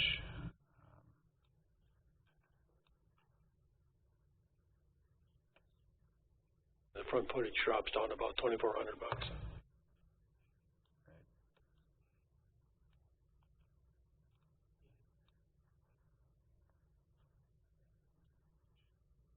again, there's a half a dozen or so properties in here that have That number a little better. a little longer. Right, frontage, I like that one better. I think kind of where my head is at with this, I have kind of a hard time, struggling with it. I see, that they are doing it, but on the other side, I see, okay, city's kind of forcing this on them. So, I don't think a full amount is necessary, but, it's kind of hypothetical. If there are no special assessments, it's coming through property taxes or other taxes, which is going to be based on the value of the lots and the property, which, they'd be contributing, a different way than, say a smaller house along a different, so, it's kind of where my head is at, where I think going down this path might be appropriate. I think could run some scenarios like this, and, as we're looking at it, here we can get a feel for maybe what we're comfortable with. I think the question I have, kind of going back to the assessment district is, why did we have the northern boundary set at 13th Avenue?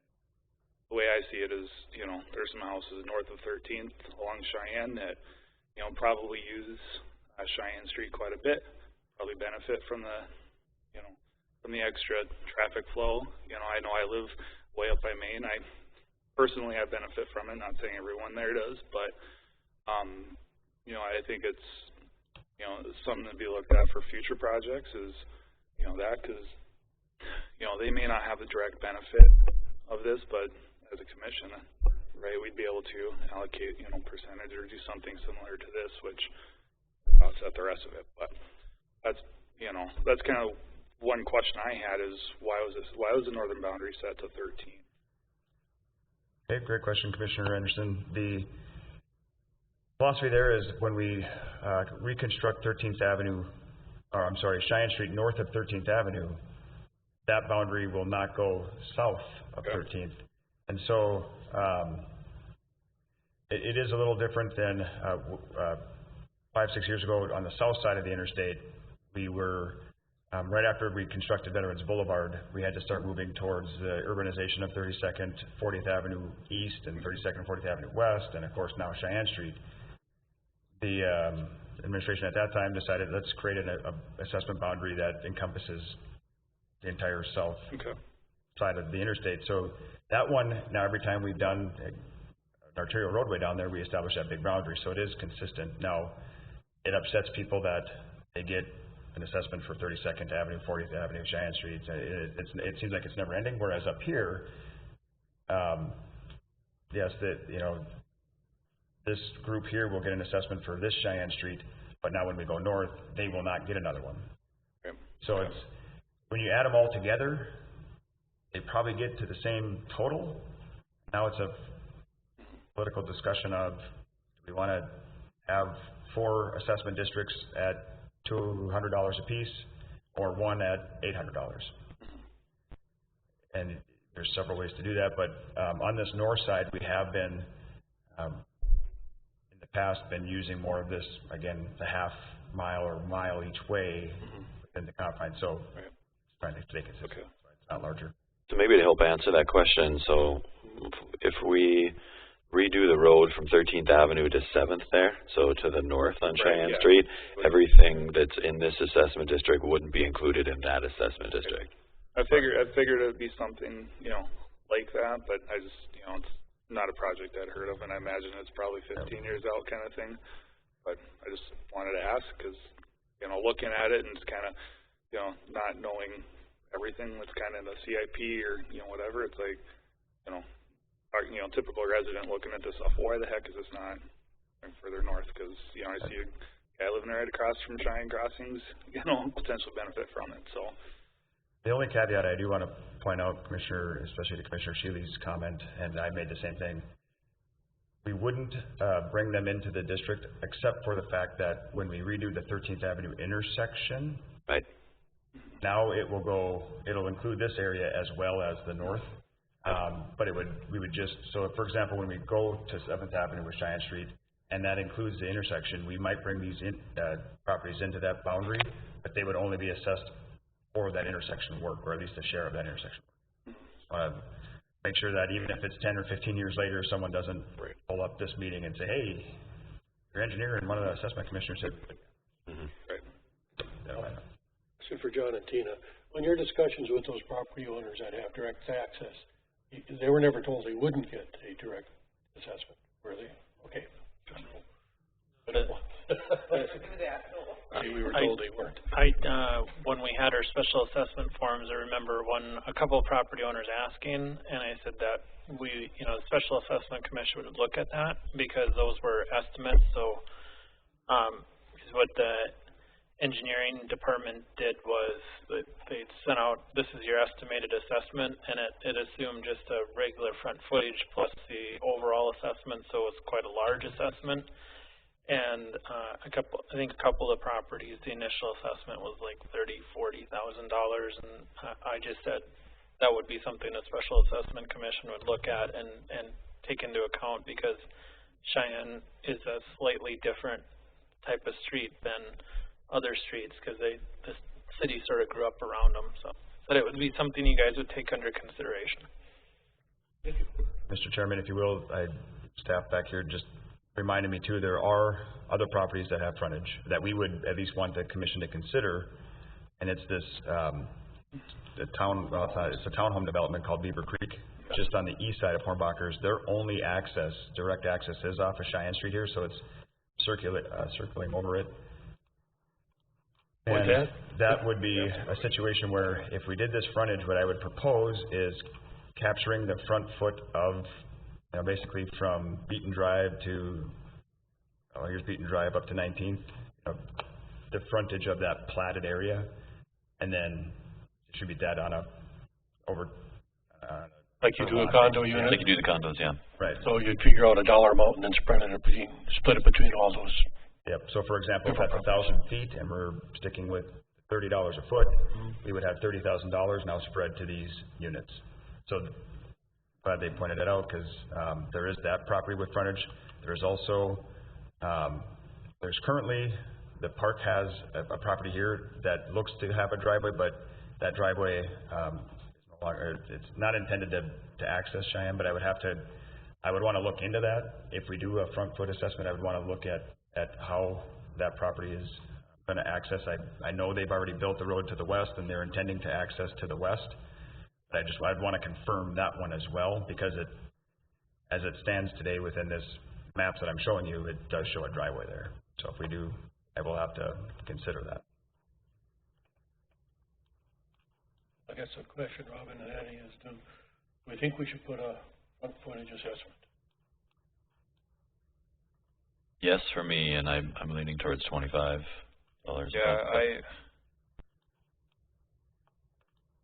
I feel that it would be appropriate to do so, but I'd be uncomfortable if it were a high amount, like, initial $100. So I'd want to see some numbers like, 25 or, we've seen 30. So agree with that. I think it could be a small amount, but some, just so we can say we were consistent, and yet recognizing the uniqueness of the project to make it a very small assessment, but still that there would be some. Yep. So that 25 to 30 looks good to me. Yep. What do you think?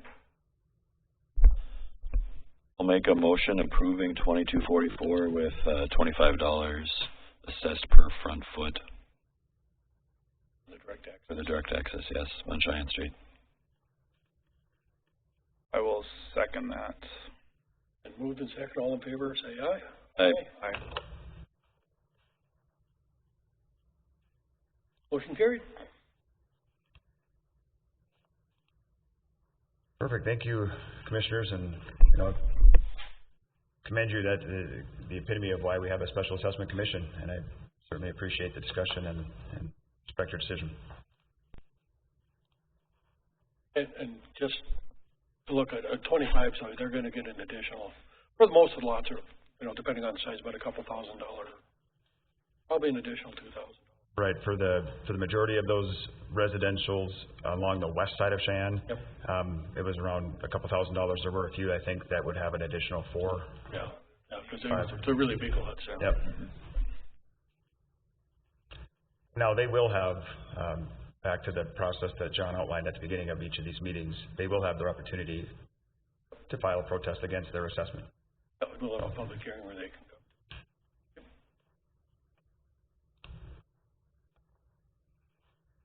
Okay, Mr. Chairman, I'm going to move on to District number 2251. Will be the final district that I will be presenting, and then I will turn it over to the Park District as they have a couple improvement projects to present. District 2251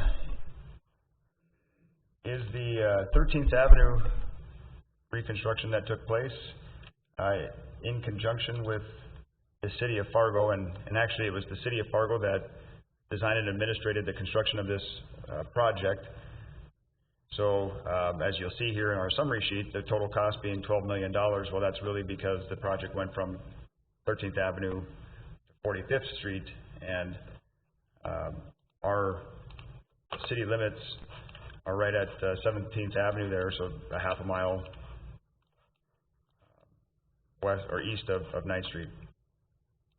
This project, the timing of it really was nice in that we were able to finish up our 9th and 13th Avenue construction right along with the 13th Avenue improvements, and so there was just a seamless transition there. We didn't have to finish up our project, let Fargo do their half, and then a few years later come in and do ours in the middle, and just have that perpetual disruption for the traveling public, and especially, of course, our business community in this corridor. So again, street improvements constructed in cooperation with the City of Fargo to expand and increase the service life of the infrastructure within the corridor. Total project cost of $12 million. The city share $500,000 based on our policy of $1 million per mile. We have $500,000 worth of the improvement here. Fargo's share was roughly $6,690,000. So the allocation philosophy. Now we are going to get back into similar to what we did with our last phase of Main Avenue, where we had some frontage assessment for the properties that have more of call it a direct access. There is a little bit of difference here, as you'll see when I get into the maps, from the direct access that you see along 13th Avenue versus the direct access that you see along Main Avenue, but I'll pause that and come back to that later. I want to get into the construction photos before I forget, so I can end my presentations today without having skipped that. Okay, what you're seeing here, we're looking east, and off to the left side of the screen you can see the Holiday gas station. So we're roughly at 12th Street would be this intersection here. Now notice, when I mentioned the direct access, notice on the south side there's not a lot of, call it, direct access for the south side. The north side, they do have what I would consider some direct access, in that we've got the 12th Street, 14th Street that come in here connecting to their frontage road. So there is direct access, although again they're not individual driveways, but I feel that there is a little bit more of a benefit for the properties along the north side of 13th, as well as the properties on the south side. And I think the benefits between those two are even different, but certainly to capture those differences beyond what is regionally in this improvement district. So those properties on the north side, I mean, their total access, even if it's not directly into the lot, is still on 13th. There's no road behind them that they can access. So, like from Menard, you have to come at 13th. Where the properties on the south side there is 14th Avenue, they can access off of the back side. Great point, Chairman. Mr. Chairman, the assessment map, I probably should bring that up first, and it will help identify that. So what Chairman Brownlee is alluding to is for the properties that are right along the south side of 13th Avenue, there is an entire transportation network, if you will, providing access to those properties. You've got 14th Avenue, 14th Street, 16th Street, so on and so forth. Whereas the commercial properties to the north of 13th rely heavily on 13th Avenue. Of course, they have their private drive in between, the stores that are right on 13th and the businesses on the north side of that frontage road. But again, point being, yes, they rely a lot more on 13th Avenue than the other properties within this assessment boundary. And now here is an improvement where we did go, again, we went the half a mile to the north, not going beyond 7th Avenue because of the assessment district for Main Avenue went to 7th Avenue, so we're trying to avoid that overlap there. And to the south, similar discussion as what we had with 9th and 13th, going a mile to the south, and basically brings in those properties, especially south of 17th Avenue here, into at least one arterial roadway assessment, at least one east-west arterial roadway assessment. If we only went the half mile to the south, all of these properties south of 17th Avenue would, in theory, then never have an east-west arterial roadway assessment. So that's why, again, they're being brought in, and it's, again, being consistent as we move further west with 13th Avenue, we will continue that same philosophy of going a mile south. No, you might not be able to answer this question, but I'm going to ask it anyway.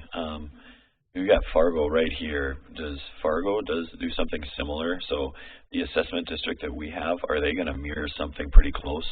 Just curious if we know what they do. Great question, Commissioner Shealy. I know the City of Fargo did create an improvement district. I'm not familiar with their boundary. I do know they have some different policies than the City of West Fargo. I believe in their policy they try to identify, I think you can go on their website and find their maps, but they actually map out all arterial roadways and try to identify at least one east-west, one north-south arterial roadway for each property, if you will. I couldn't comment on that, on exactly how that map plays out here and or specifically how they drew their assessment boundary for their half of the project. But I would offer that it's readily available if we needed to research that. Nor have I seen what they proposed for an assessment for an average residential lot. I don't know what that's equating to. I do also know that they've got other philosophies and policies on how they distribute, allocate their assessments. Mm-hmm. Equivalent units, square footage, all that stuff is a little different in Fargo than it is for us. Yep. So next question, you alluded to why we're not going north of 7th Avenue. I'm just curious what the numbers would be if we included that, because we're only going the half a mile and then we're going the full mile. Would we consider going that full mile on the north side? We can't. I don't think we can change the assessment district boundaries, can we? That's correct, Mr. Chairman. So the City Commission establishes the improvement district boundary. Yep. So at this point, that's not something for the Commission to change. In terms of allocating the benefit, I would defer this conversation quite honestly to Mr. Shockley, just so I don't mess up on that. But I will say that yes, the City Commission did adopt this boundary. I don't know if you have anything to add, John. The City Commission created the boundary. It can't be changed at this point. So it's certainly something you can note in development of future districts. Maybe look a little closer. I don't recall specifically why it was cut off at that area. So, as I mentioned before, it really is because of how we assess Main Avenue. That's really the premise here. When we assess Main Avenue, we stopped at 7th. Now, had we gone a mile south and went to 13th, I would feel a lot more comfortable going a mile north up to Main, and then the residents all in there would have paid for a Main Avenue and a 13th, whereas now the residents north of 7th, they paid for a Main Avenue, and the residents between 7th and 13th are paying for a 13th. So they go one or the other instead of being double. Right. So our philosophy here is that you're gonna get one east-west arterial roadway assessment. Okay. Thank you. Okay, great discussion, thank you. I'm gonna go back to, the construction photos. And here you're seeing, a lot of this, some of this work ends up being done at nighttime. It's kind of a great way to, actually, I'm not sure if this is in the middle of the night or if it's bright and early in the morning, but predominantly when we are doing large concrete paving construction, we want to do that where it's in the coolest weather, especially in the middle of the summer. So that's why a lot of that activity will take place either really early in the morning or sometimes towards the evening hours. Here we are getting towards the east end of our project. Here's Boston's Pizza, Spitfire. So 17th Avenue here would be our east limit of the project.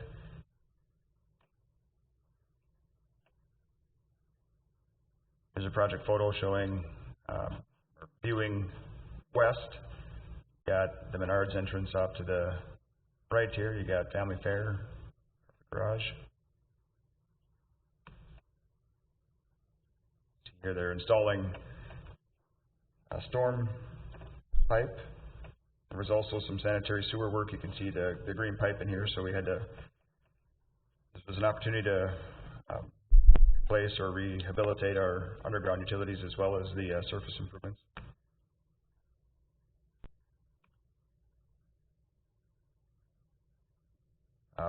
New multi-use facility on the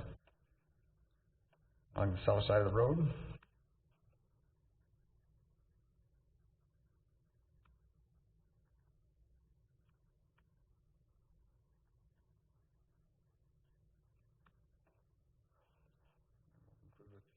Again, dark hours out there.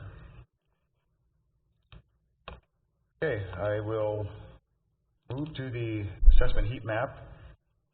Actually, before I go there, I'm going to open up a philosophy map.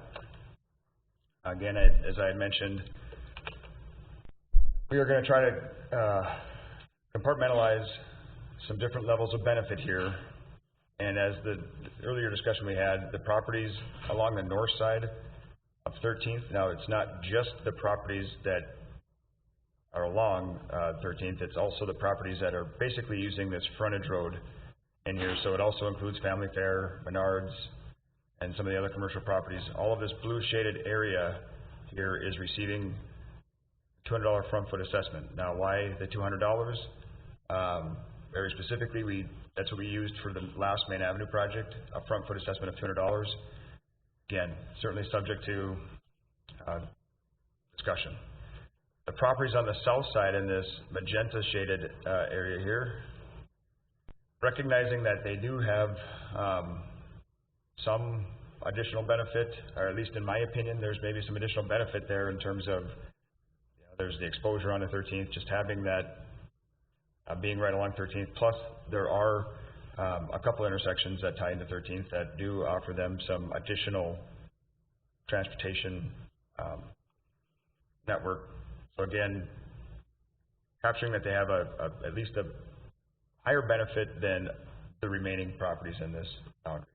So $50 a front foot is currently being allocated amongst them. Just for clarification, the front footage on those properties on the back side are measured on their front of their lot, right? Because they don't really front on 13th. So your front footage is the front footage of their lot. That's correct, Mr. Chairman. So when if I open up the spreadsheet, the frontage that is assigned with their parcel, so each parcel has property dimensions. And so yes, we are taking what, on their tax roll, if you will, what their property frontage are. Albeit we do oftentimes make adjustments based on if it's an irregular shape. I'll open up the spreadsheet and we'll try to visualize what these frontages are specifically, but yes, we're talking, so like for example, Menards, we're talking their property frontage, which of course is along the their frontage road, not 13th Avenue.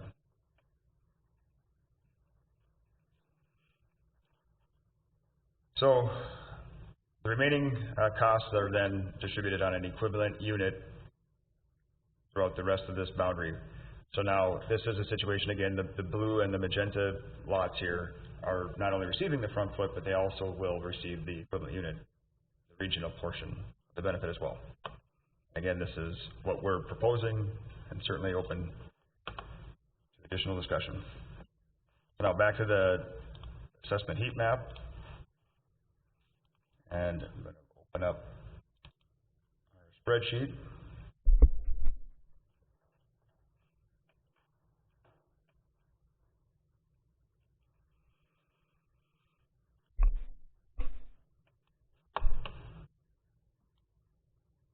Get to be a lot of parcels in here.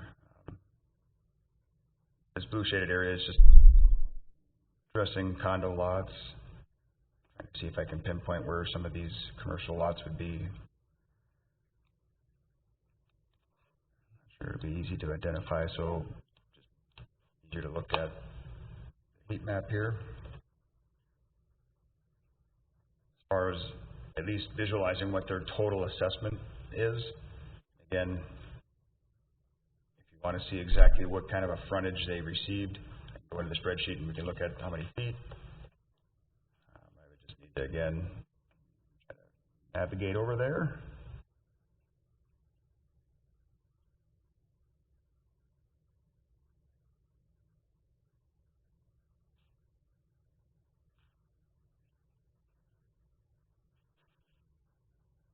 Can't seem to find Menards.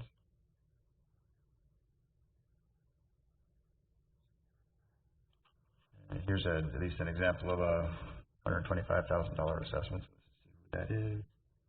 School district, not going to receive.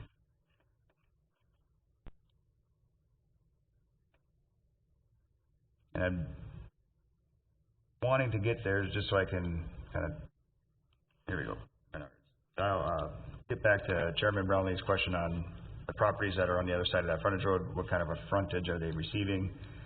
You can see in here now, their property does have like 786 feet of frontage, which is equating to then $157,000 of just the frontage assessment. Gets to be pretty substantial. Going back to this heat map, when you look, again, at least from what I'm proposing, when I look at the benefits of this improvement, I do see the majority of the benefit coming to these commercial properties in here. And so that's why, again, starting with that $200 a front foot. Now the properties along the south getting a $50 a front foot. There's some higher assessments in here. Again, in my opinion, I feel these properties are a little different than those to the north, in that, again, there is a transportation network to the south of them. They have additional ways to get in and out of their properties. So, otherwise, again, you can see the residential lots in here are receiving the standard one equivalent unit. There are some other properties to maybe note. You know, the Park District has a couple larger properties in here. There is specifically a parking lot in here that serves the Maplewood Park facility. The school district is back in this boundary, you can see, and I think, I'm not sure where who owns these orange ones, if it's school or park, but it's a combination of, it's either one of those.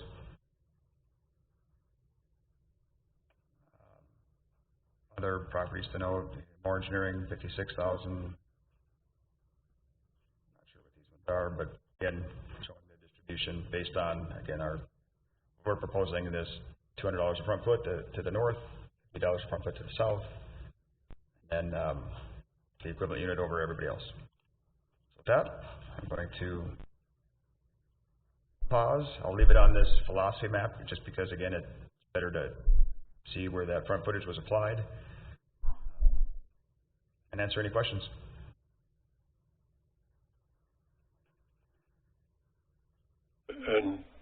And Just to clarify, you said that 200 was what we used on Main Avenue? It was what we used on, I know for sure on the Phase 3 Main Avenue, which was, I believe we certified or went through the assessment process in 2017. It was under construction in 16. So yes, we did apply a $200 front foot on that one.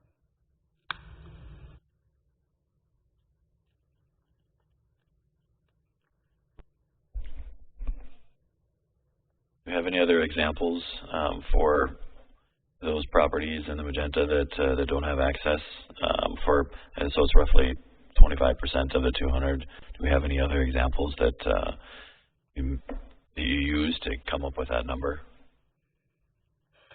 Sorry, Commissioner Shealy, it's a great question, but I really don't.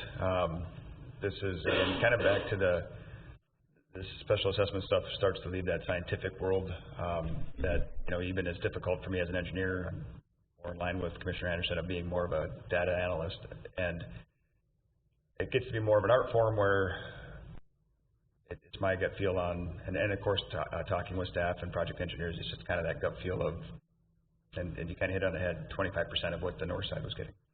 Is how we arrived to that $50. Yeah.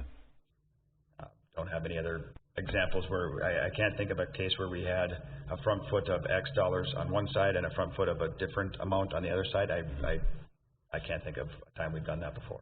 Yeah. I will say we had another project on Tuesday, during Tuesday's reviews, where a similar situation where it was a stormwater improvement where we had identified that there's a portion of within the boundary that had a higher level of benefit than a different portion of the boundary, and we went with, say, a 75-25% cost split, or benefit split, if you will. Again, it's kind of like that, where you're using, that wasn't derived from a hydraulic model, for example, that had a really scientific engineering basis. It's more of a using judgment.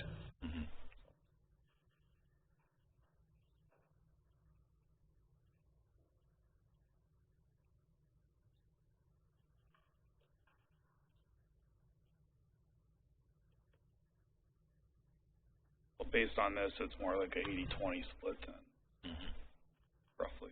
It's kind of instead of the 75-25. Right.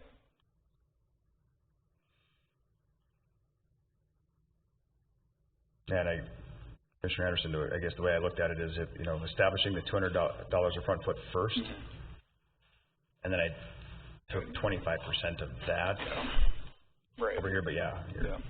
And I feel like there's precedent for that 200.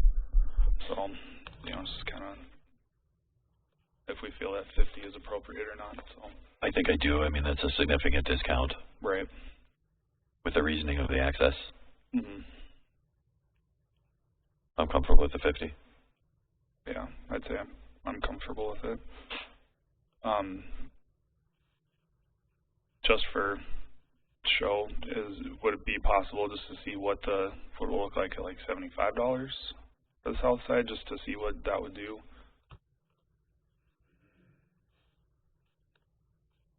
Okay, about $40 difference. Yeah, hit undo there. So you'll see the equivalent unit will drop by $40. Yep. Okay. And quite honestly, I'll do my best to find it here. So pay attention to this frontage column.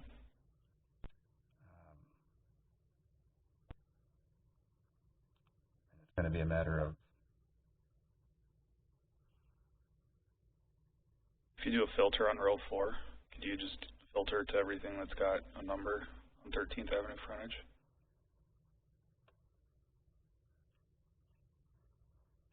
I'm sorry. You do a filter on row 4? Filter on row 4. Yeah.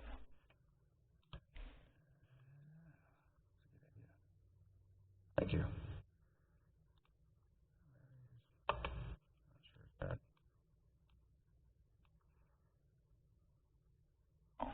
Click the drop down and clear that. Nope. There we go. Let's go to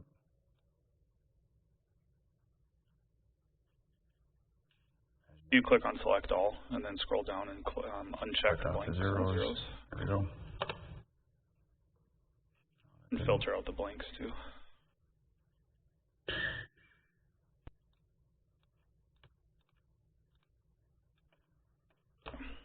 Awesome, appreciate that. And I learned something new today. So after the meeting, it can be done.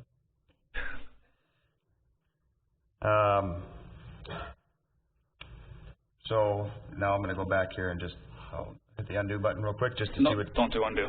What's that? Don't do undo. Let's type in 50. Oh. If you do undo, it'll undo the filtering. Yep. There we go. All right.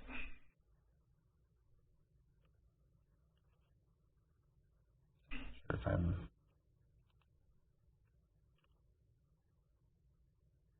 You can see there's a few lots in here.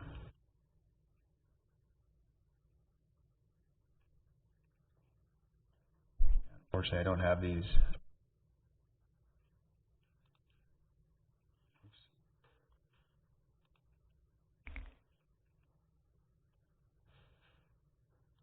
Okay, predominantly right in here.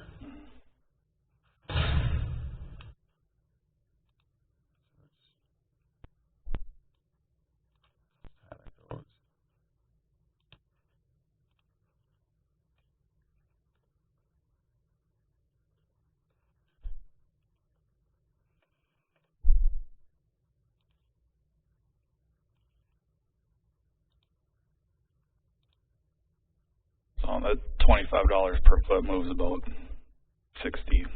We'll round up to 64,000 to that frontage portion in total. Right. Yeah. Okay. Because if you're looking at the total amount. Right. And that's where, yeah, if anything, I don't have identified on the spreadsheet exactly which lots are south side receiving the footage versus the north side receiving the footage. Yeah. But as you pointed out, if you just look at this 13th Avenue frontage total, right now we're at 698,000, and now going back again to the 50, we're at 635. So you know that's like you said, Commissioner Anderson, $60,000 being really what's the difference being spread over these lots in the magenta here. So what that equates to per lot, again, it's hard to pinpoint, but we're probably talking a few $1,000s. Yep. Yep. I think I just saw one that was roughly $7,000 difference. Sure. Okay. Just wanted to see what that looked like, so thank you.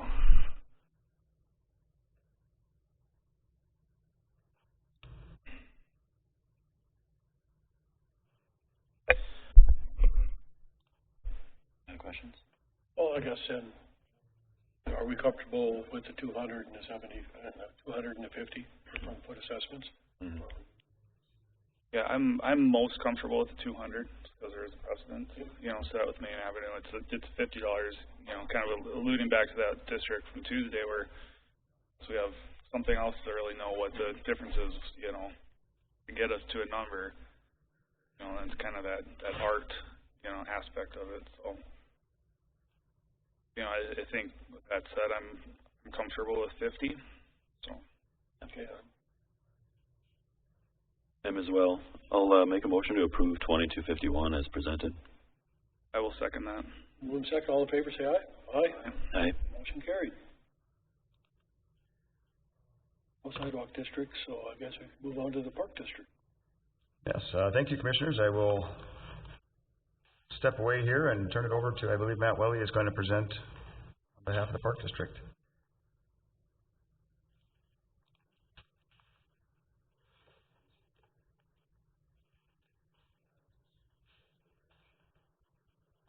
And so maybe just a little brief overview with park improvements. The Special Assessment Commission has the initial levy, does a public hearing, and then if a property owner has an appeal regarding park assessments, it goes to the Park District Board. One of the kind of unique items of the Century Code that the Special Assessment Commission is handling both park board assessments and city assessments. The park district assessments were just the same. I mean, they create a district, they create boundaries, Correct. Everything else is just the same? Yep. Okay. Yep, same as with the city, they've already created the district, they've done the construction, they give you the amount that needs to be assessed out and the district boundaries. Okay.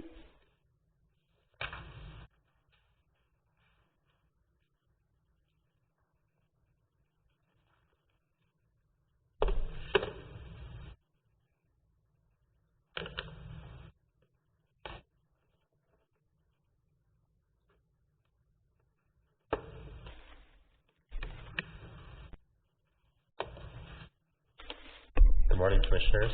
Good morning, Mr. Give me a Levied. second here while I set up, make sure this is all working.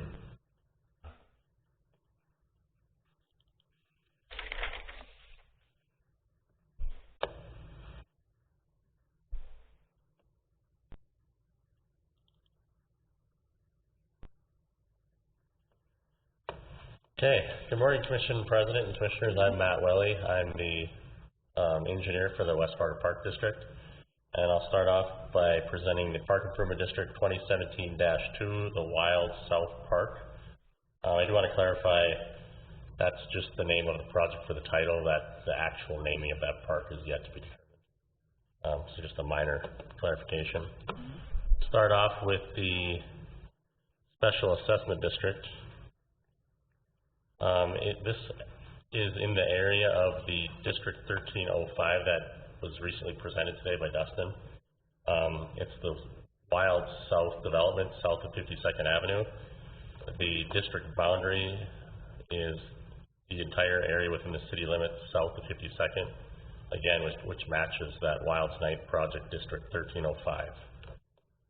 And the park improvement itself is this hatched area right along 9th Street. And it is considered a regional park. When I say regional to this whole development. There are oftentimes local smaller parks that are maybe a smaller area of a overall development, but this is intended to be the park for this entire development.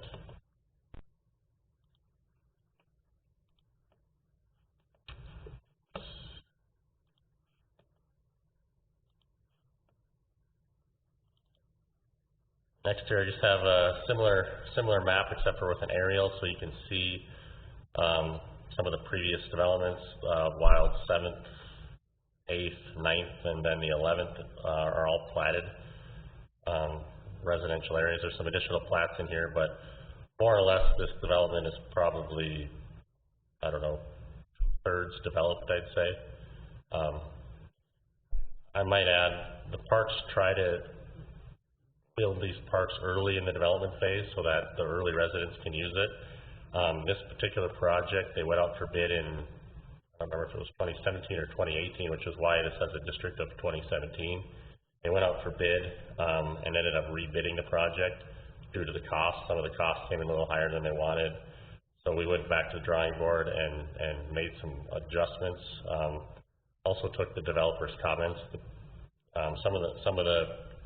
There were a handful of changes, but some of them were specifically to the building and the playground, which I'll get into here in a second.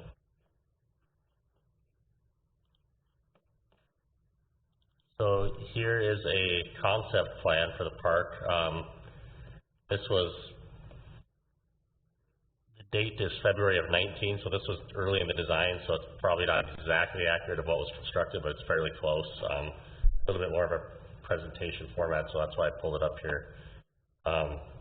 The blue area and some of this larger green area around the kind of main park was done as part of the city project, so that is a city pond, and even some of the paths, some of the path work was done as a city project due to the timing and kind of the construction coordination. So some of those components were separate in the District 1305. But so the main park costs here are kind of the actual main park here, which maybe I'll zoom in a touch. It's kind of focused more in this area, which consists of a hockey rink in the winter time, and in the summer it's a pickleball court, so it's a paved concrete surface. That's another thing that parks are trying to do, is kind of have year-round amenities, not just summer amenities. So that's the reason for the paving of the rink. It does add cost, obviously. The concrete isn't required for hockey, as you probably know, but it does give it that full year-round benefit. There's a parking lot here, mainly because of there's that shelter. And I'll touch on kind of, I'll get into how this is assessed later, which I want to mention that parking lot. Then there's a playground, a backstop, kind of your common park elements.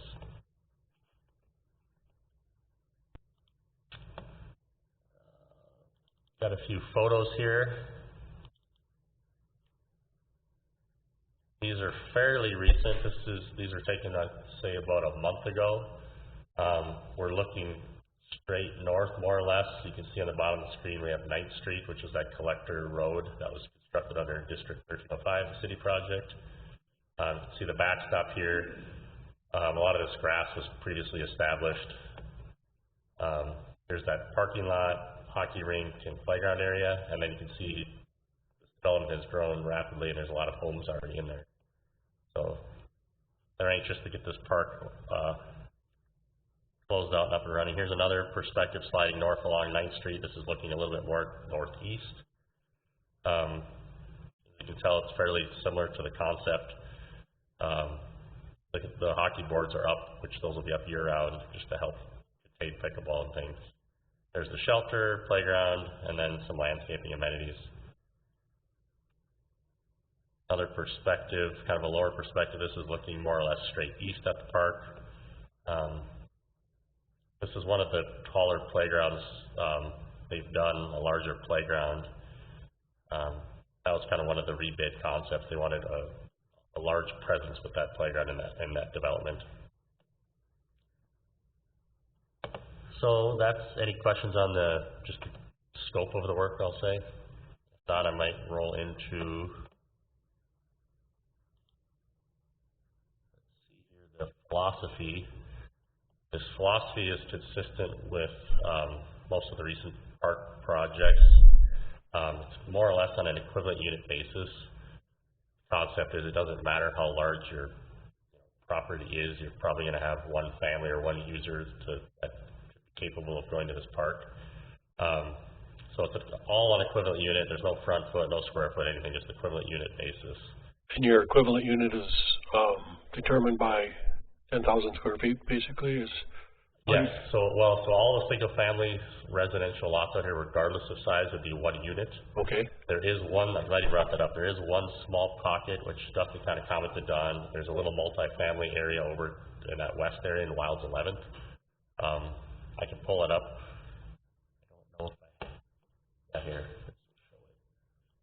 So as of now, there is some unplatted area to the south that could potentially be platted as multifamily. That's not part of any area plans right now. So right here, this is that same pocket Mr. Scott was alluding to. That would follow the 10,000 square foot breakdown to derive the equivalent units for that parcel. But all the other residential lots here are under 2 acres, so they just get 1 unit regardless of size. And that farm set that's down there, that's multiple acres. Is that 10,000 square feet for an equivalent unit? That one is unplatted. Okay. So that followed the unplatted process, which I can tell you how many units are on there. But the thought with that piece is I want to say it's around 6 acres that could have right-of-way going through it, like a cul-de-sac, for example. So with that, we applied the 75% factor, which is consistent with unplatted areas.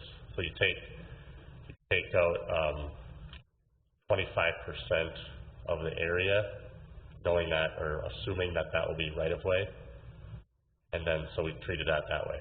Okay. So that kind of got roped in with all the unplatted. It has its own parcel, but it was applied as all the unplatted area was south of it.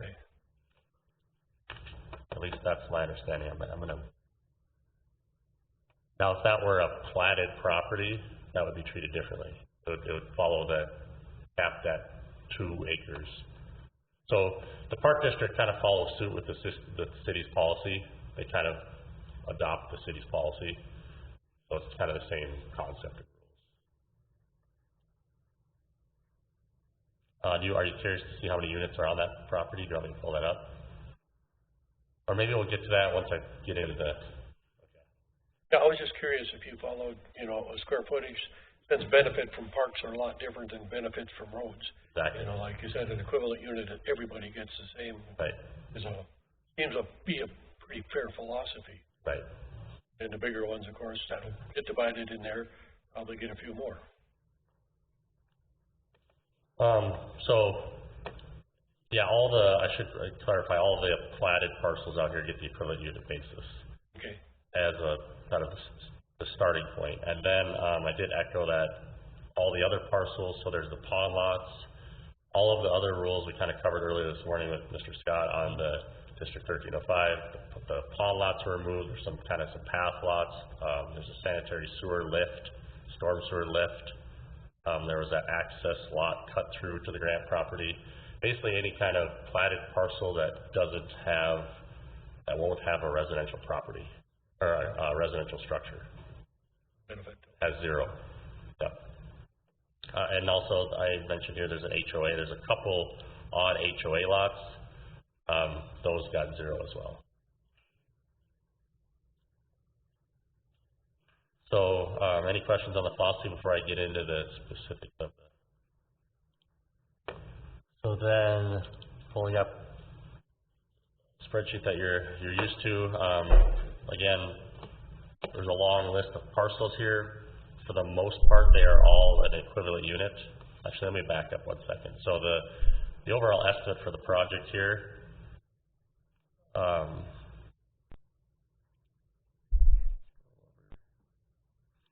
is $1,765,000. And so the park district plans to pay a portion of that with cash in lieu. They have some cash in lieu. I'm not sure if they have it now or they're going to be receiving it, but they anticipate, or they will be contributing $65,000 from that cash in lieu. And then the remaining is that assessed balance of 1.7. So this is allocating that 1.7 million. And then the most simple calc down here at the bottom is that equivalent unit. So there are some parcels that aren't following the equivalent unit, but the equivalent unit is the $1,872, which falls in line with park projects they've done over the last few years. Typically, I'd say they probably range from $1,500 to $2,500 a lot. There are some kind of higher end parks that have been a little bit higher, but that was mainly due to, like for example, Rivers Bend. Those assessments ended up being a little bit higher, but that's because that area has less units. So because those parcels are, 20,000 square feet, so that they all got one unit, but they're twice as big a lot. So the equivalent unit was almost double. But with a typical lot size, this is in line with what the parks have done in the past. So it's about $1,872 per equivalent unit. And then I want to point out some of these unique lots here at the bottom, which are mainly the unplatted lots. So Southeast Cast, that's zero because that was removed similar to the last district. The Grant property, which is that residential property, so that one has about a $40,000 assessment, which equated to 21 units based off the area. And then you can see here, there's that, there's an area factor that these all have that 0.75, and that's to account for future right-of-way once it's platted.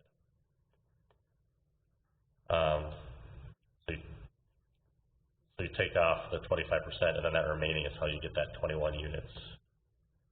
So the thought is you can replat that into 21, cul-de-sac or condo unit or whatever. The other parcels I want to point out, there's that whole remaining farmland, you could call it, agricultural land, is all unplatted, and it ends up being 3 unplatted parcels. One of those is this, what I'm calling the Wilds 20th preliminary plat. That is the area south. Let me pull up an exhibit here. So that is this area just south of the Wilds Ninth property, and it's a smaller parcel because of 9th Street. That plat has been in front of the city commission, so it's been approved. So that is unplatted. However, there's a plat that's approved. So if we were to follow the, basically what we did is we followed the equivalent unit of that preliminary plat because we have a better information on it. So that's 137 units on that unplatted parcel. And then the remaining is the other two parcels, which falls at 75% factor. So with that, pretty straightforward since the majority of the lots are equivalent units, and it's kind of a standard philosophy and process. And then there's these couple odd ones at the bottom here. So with that, I'll open up to any questions. On this regional park, since the assessment district is the whole area, this will be the only regional park in that assessment area? Yeah, that's the plan as of now. I guess the developer could come in with another plat, or excuse me, another park on a future plat, but I'm guessing that would be a smaller park, and that would have to go through the park board to even want it. I guess I could clarify that the dedication requirement left, I want to say, is around 5 to 6 acres of dedication on that unplatted land. So there could be another maybe 3 to 5 acre park. They could choose to do cash in lieu. Some of those things are still up in the air. But yeah, this is intended to be the last regional park. I did forget to mention one thing. The park also, since the park property is within this district, the park still assesses that parcel on equivalent unit basis. So they'll do the 10,000 square foot calculation. And that is kind of the way they capture, and then the park pays for that out of their general funds, which comes from tax dollars throughout the city. So that's kind of how the park contributes a citywide cost to this park, is by that assessment on that parcel. So here, that park property has an equivalent of 26 units. So that park property will be assessed 49,000, roughly 50, plus the 65,000 of cash in lieu. So the park board will be contributing about 115,000 to this.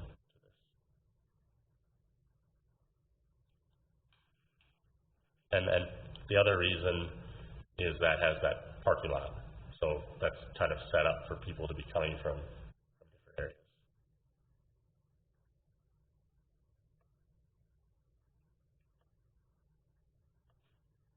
So with that, any other questions?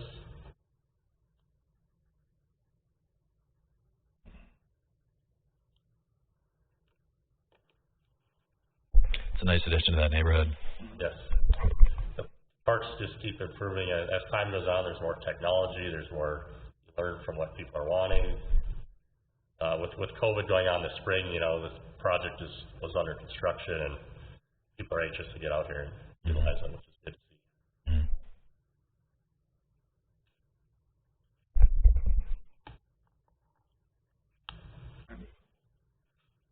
I'll make a motion to approve as presented. Second. All in favor, say aye. Aye. Aye. Aye. Motion carried.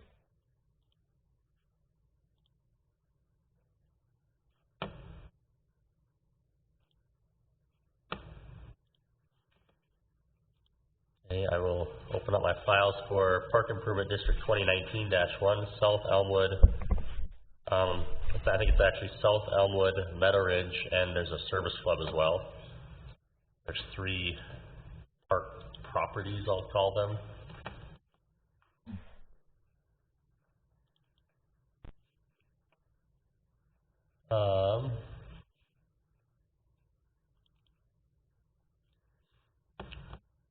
This one is relatively straightforward as well. Straightforward in terms of there's not a lot of benefiting parcels, but it's a little bit unique in the way the project was structured. So I'll focus in on each parcel as we kind of move through here, but so what's going on here, I'll start with the west down here. This hatch is the the South Elmwood Park, which also includes this jut out down here, which is kind of what you maybe refer to as the beaten farm. So that is kind of its own assessment boundary. Up here in the middle is the Service Club property. That is another assessment boundary, and then over here we have the Meadowridge, which is another assessment boundary. So there's kind of pockets of assessment boundaries, but it's one assessment district. And I'll kind of clarify this as we walk through it. But the park district owns all of the property within all of these districts. So what they're kind of doing is assessing those parcels for their own improvements. So there's no outside entities that are in any of these districts, which is legal. I'll point for John to confirm that. Correct, and that's actually fairly common for park districts across the state. There was recent legislative authority that even gave them the ability to confirm doing this, but they can also issue a GO bond now. This was done before that legislation, so it's something that a lot of park districts have done. It's fairly common. So in a way, it's a funding source. Take advantage of bonding rates and some of those things, but also you can tie improvements to that parcel, and so. Okay, so that's any questions on that? That is a little unique, but are there any questions on it so far? So there are just three assessment districts, it's one parcel in each district? There's a couple parcels within them. Oh, okay. But they're all park owned. Oh, okay. Right. So the only people that will be mad is themselves. So we shouldn't, if we get any protests, I guess that might be a unique experience.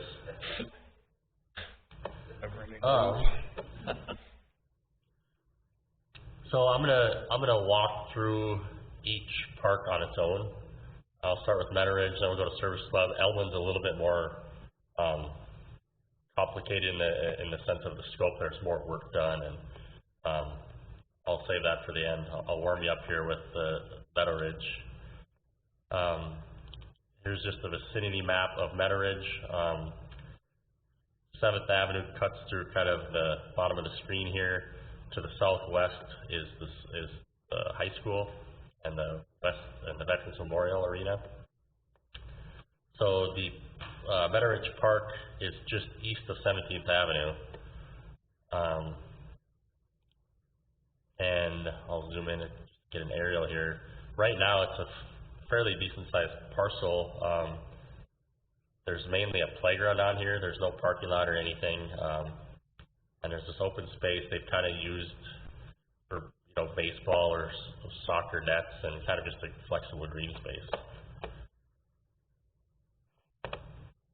So what was proposed here, this is a conceptual drawing from a while ago, so it may not be 100% accurate, but it's more or less just shows the proposed improvement here. So barely see it on the west edge. Those are backyard homes right on the property line. The south is 7th Avenue. And the east is, again, those residential properties. So it's really just putting in a practice baseball field here is what the improvements consisted of.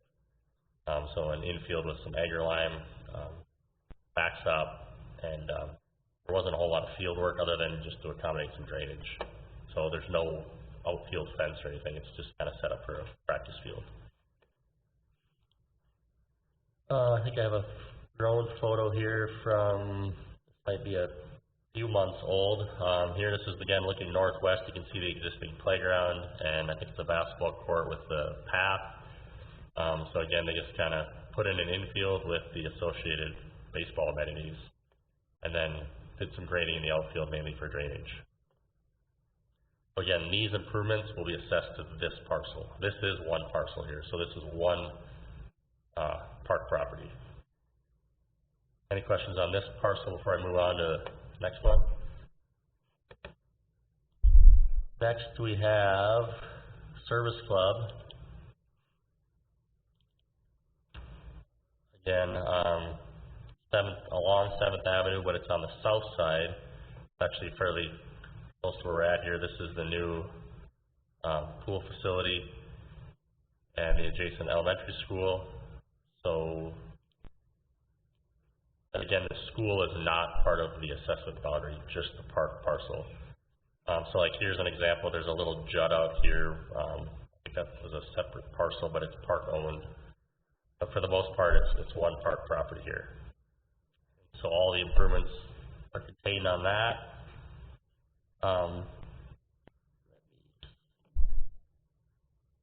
I should clarify, there was an easement with the school district to the south to address some drainage as well, but it was fairly minor and it was worked out between the park and the school. So here, the red here is showing the removal of the existing path. So we're removing this path here and kind of removing this path here.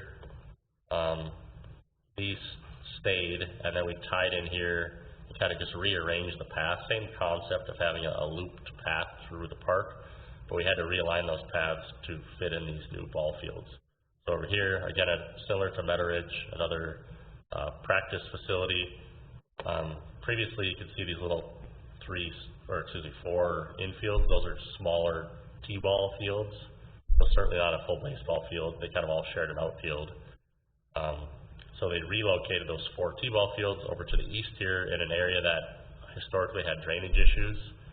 So it was kind of twofold. They wanted to address this low-lying drainage area or drainage issue, and also introduce a full-size, or not quite full-size, but a full infield practice facility. And so then they got rid of one of them, and now they got the 3 over here. And then there was some additional kind of drainage that was other components, so storm sewer kind of throughout the site. You may notice here, at the time of the project, the intent was to put a drain path along Drain 45 as part of a city project with some state funding. So we did not replace this removed path with the intent to tie into that. So then the city at some point would come through and make that connection. The hope was that was going to be this year. That has since changed, so there may need to be some additional coordination on how to address that item. Here is a drone aerial. We're kind of looking northwest here. You can see the new asphalt paths are put in, and the 4 T-ball fields with the backstop. Again, the outfields are just kind of grading purposes is why they were included. And then over here we have the larger practice field. So any questions on those improvements on that parcel? They have to fill in any dirt where they had that low level area, or did the storm sewer take care of the drainage issues? In where? Say that again? On the right hand side there, where you had some drainage issues, did you have to? Yes. Did they have to bring in some extra dirt for that, or did the storm sewer take care of that both? They did bring in some additional fill. Plus, when you excavate those baseball fields, you have to dig down and bring in a different granular material. So that generated some fill that we were able to move. Plus, they did import some. So it brought that area up, but it also added storm sewer that drains into Drain 45. So we worked with Southeast Cass, got a permit to discharge into their drain. So overall, I mean, there was even some side benefit to the residents in that area. That area just kind of drained with swales and older area, and so there was a side benefit. You know, those parks, or excuse me, those adjacent properties drained into the park because that was the low-lying area. So had they built it up, you probably would have shifted water. So there is a side benefit, but the park chose to not assess them for those costs. Okay. Moving on to Elmwood, this one's a little bit more complicated and probably the largest scope of the overall project. You're probably familiar with Elmwood, but it starts at 13th Avenue, just west of Cheyenne Street and west of the Cheyenne River, and it extends all the way down to 19th Avenue. This one does have a few different parcels associated with it, but all the improvements are contained within park properties.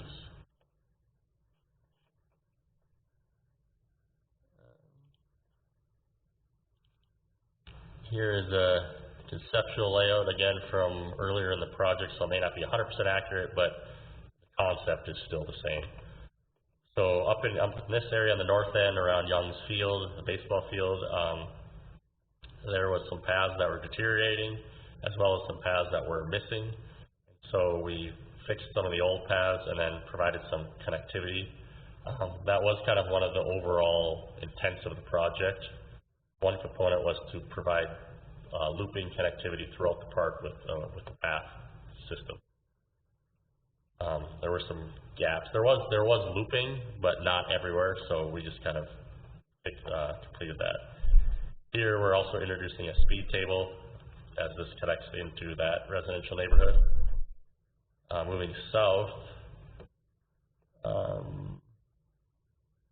colors here, but the same concept, kind of a combination of replacing paths and introducing new paths is kind of the theme through here, so continuing that along the fields. And the bulk of the project, actually I should, each of these fields will also get a new backstop. Those have not happened yet, but those costs are in this district. Those will likely happen early next year. The south end of the project is where the bulk of the costs were.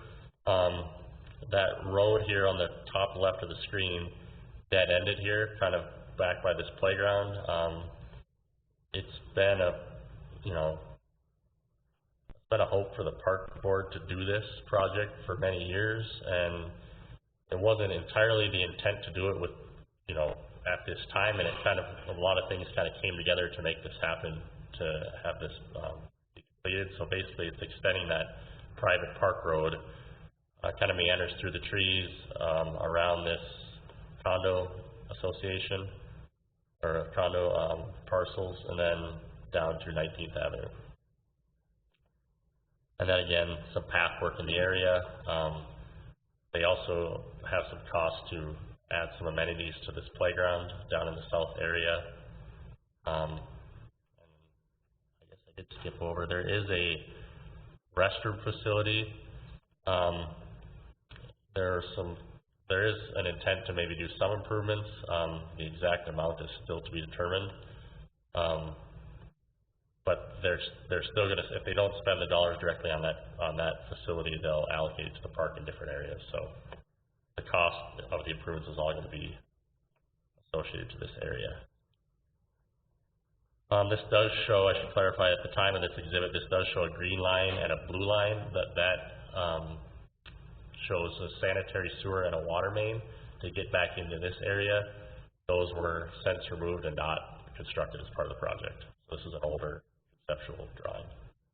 And then a double row of trees on this perimeter here to just provide some privacy for both parties on each side. I have some photos of the south portion, which is probably the more exciting portion. The north is, like I said, the paths. I don't have any photos on hand with that. So here what we're looking at, this in the bottom left corner is the very end of that existing road. And so there's a gap right here. This will be filled with a speed table because of this path crossing right here. So that will be completed with a concrete speed table. And then it starts with asphalt and it kind of meanders through the trees. The reason they cut, there was kind of an old maintenance road that went straight south, and then it kind of wrapped around by those condos, and the park felt they should, keep that privacy for those people, and so we cut through the trees early on. So now we're looking straight south, and where that cut through the trees is, and now this is cutting through and cutting out. So now we're running along that last field on the south end of the park and continuing that road this way. Again, a path adjacent to it that runs north, continues through the whole park.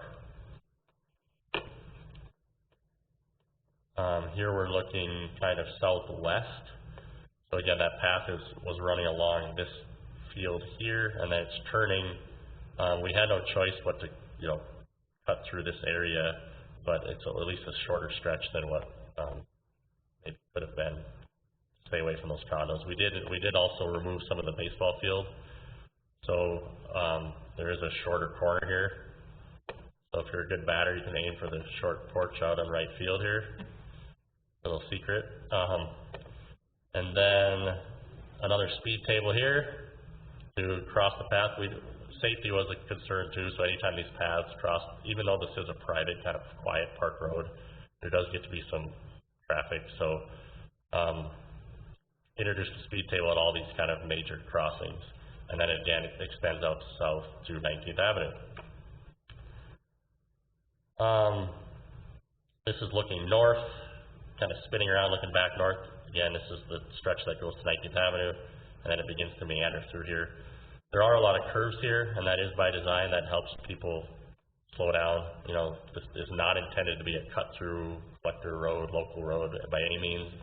The hope is that it does just service this park. Now, we don't have police sitting out there checking who's driving through, but the intent is it's for these properties here. Let's see.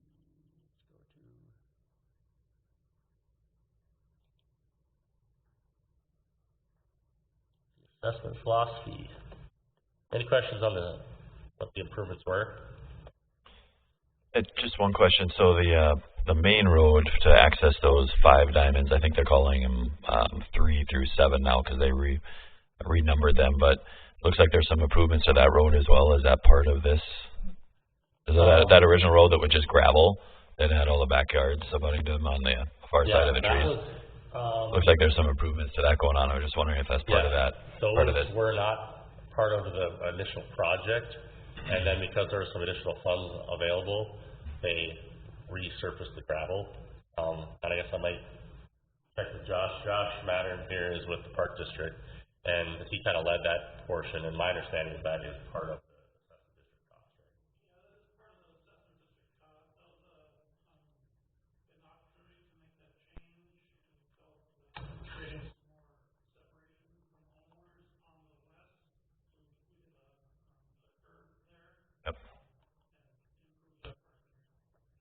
Thank you. I should maybe clarify, there are, so I'm kind of focusing on what was the project at hand. There are additional funds that are in here for kind of a phase 2, and we may, exactly what's being done is still a little bit unknown, but we do know, the park board does know that they're going to probably go above the assessment amount, and then those costs will be covered by the park board through different funding sources that they have. So the assessment philosophy is all the Meadowridge improvements will be assessed to the Meadowridge property. All the Service Club improvements will be assessed to the Service Club property, and then all of the Elmwood, same concept, will be assessed to those parcels in that area. And again, they're all park properties. I have a little more breakdown on the Elmwood. So all of the path work, landscaping, park amenities, all of the kind of miscellaneous park improvements, I'll call them, will be assessed to, I'm calling it the north and south lots of South Elmwood.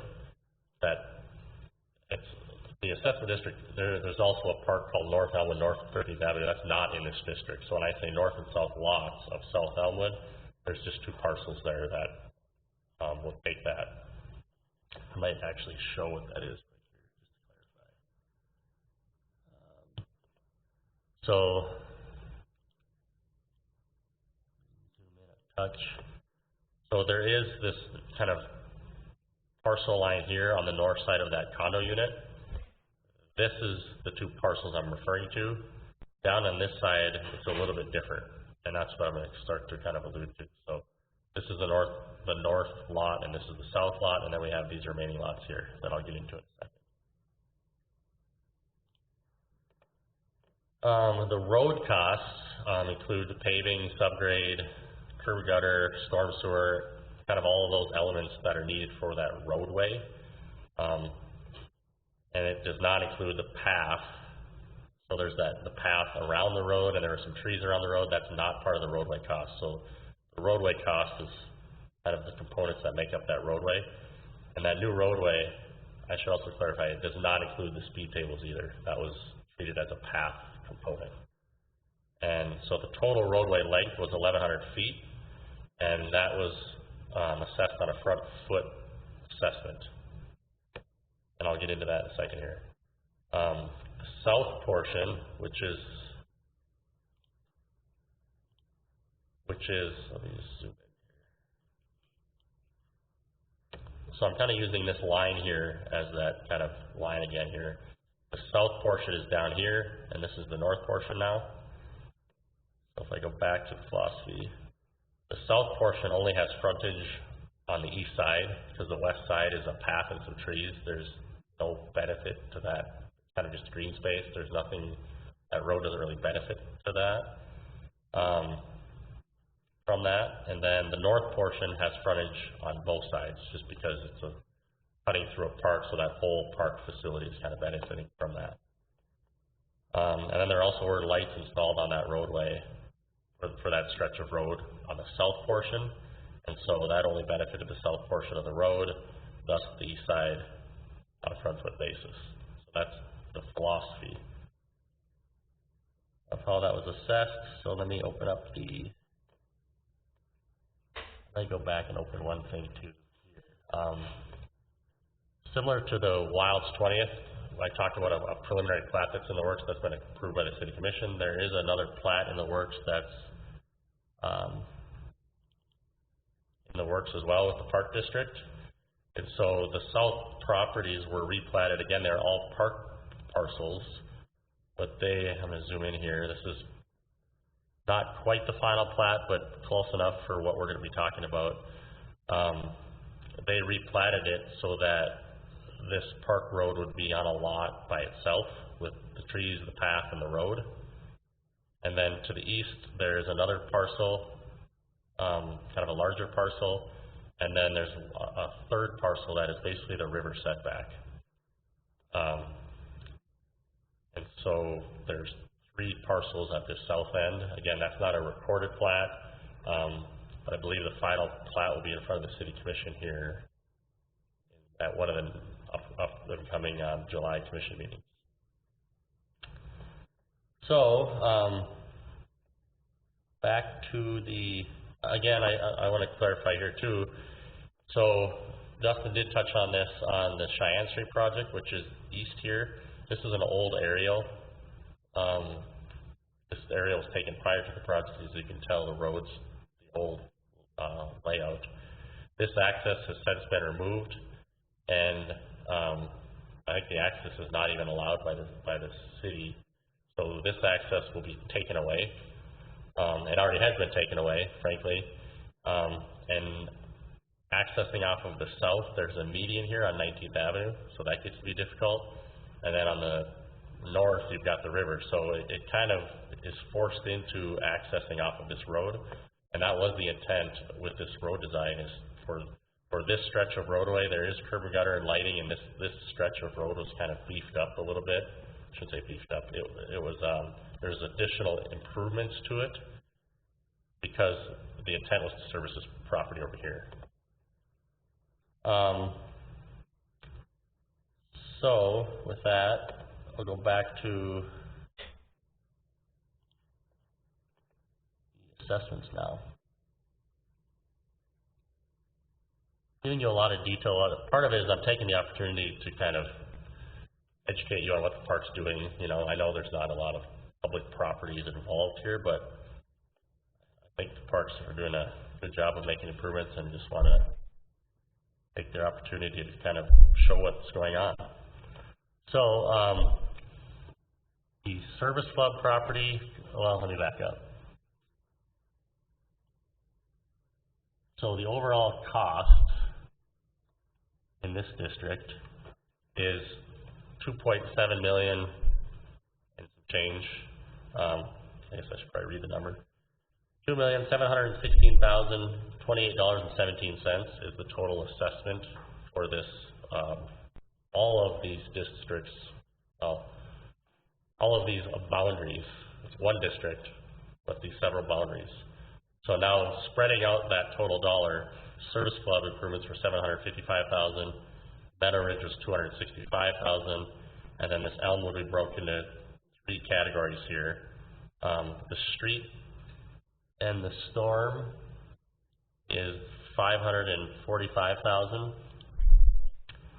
The electrical, which is the lighting associated with that road, was the $75,000, and then we put everything else in that bucket of all the landscaping and the paths and the speed tables and the playground improvements and all those backstops, all that miscellaneous park amenities are in this bucket. So I think Service Club, Meadowridge are fairly straightforward. Elmwood, there are a few more allocations. So with that,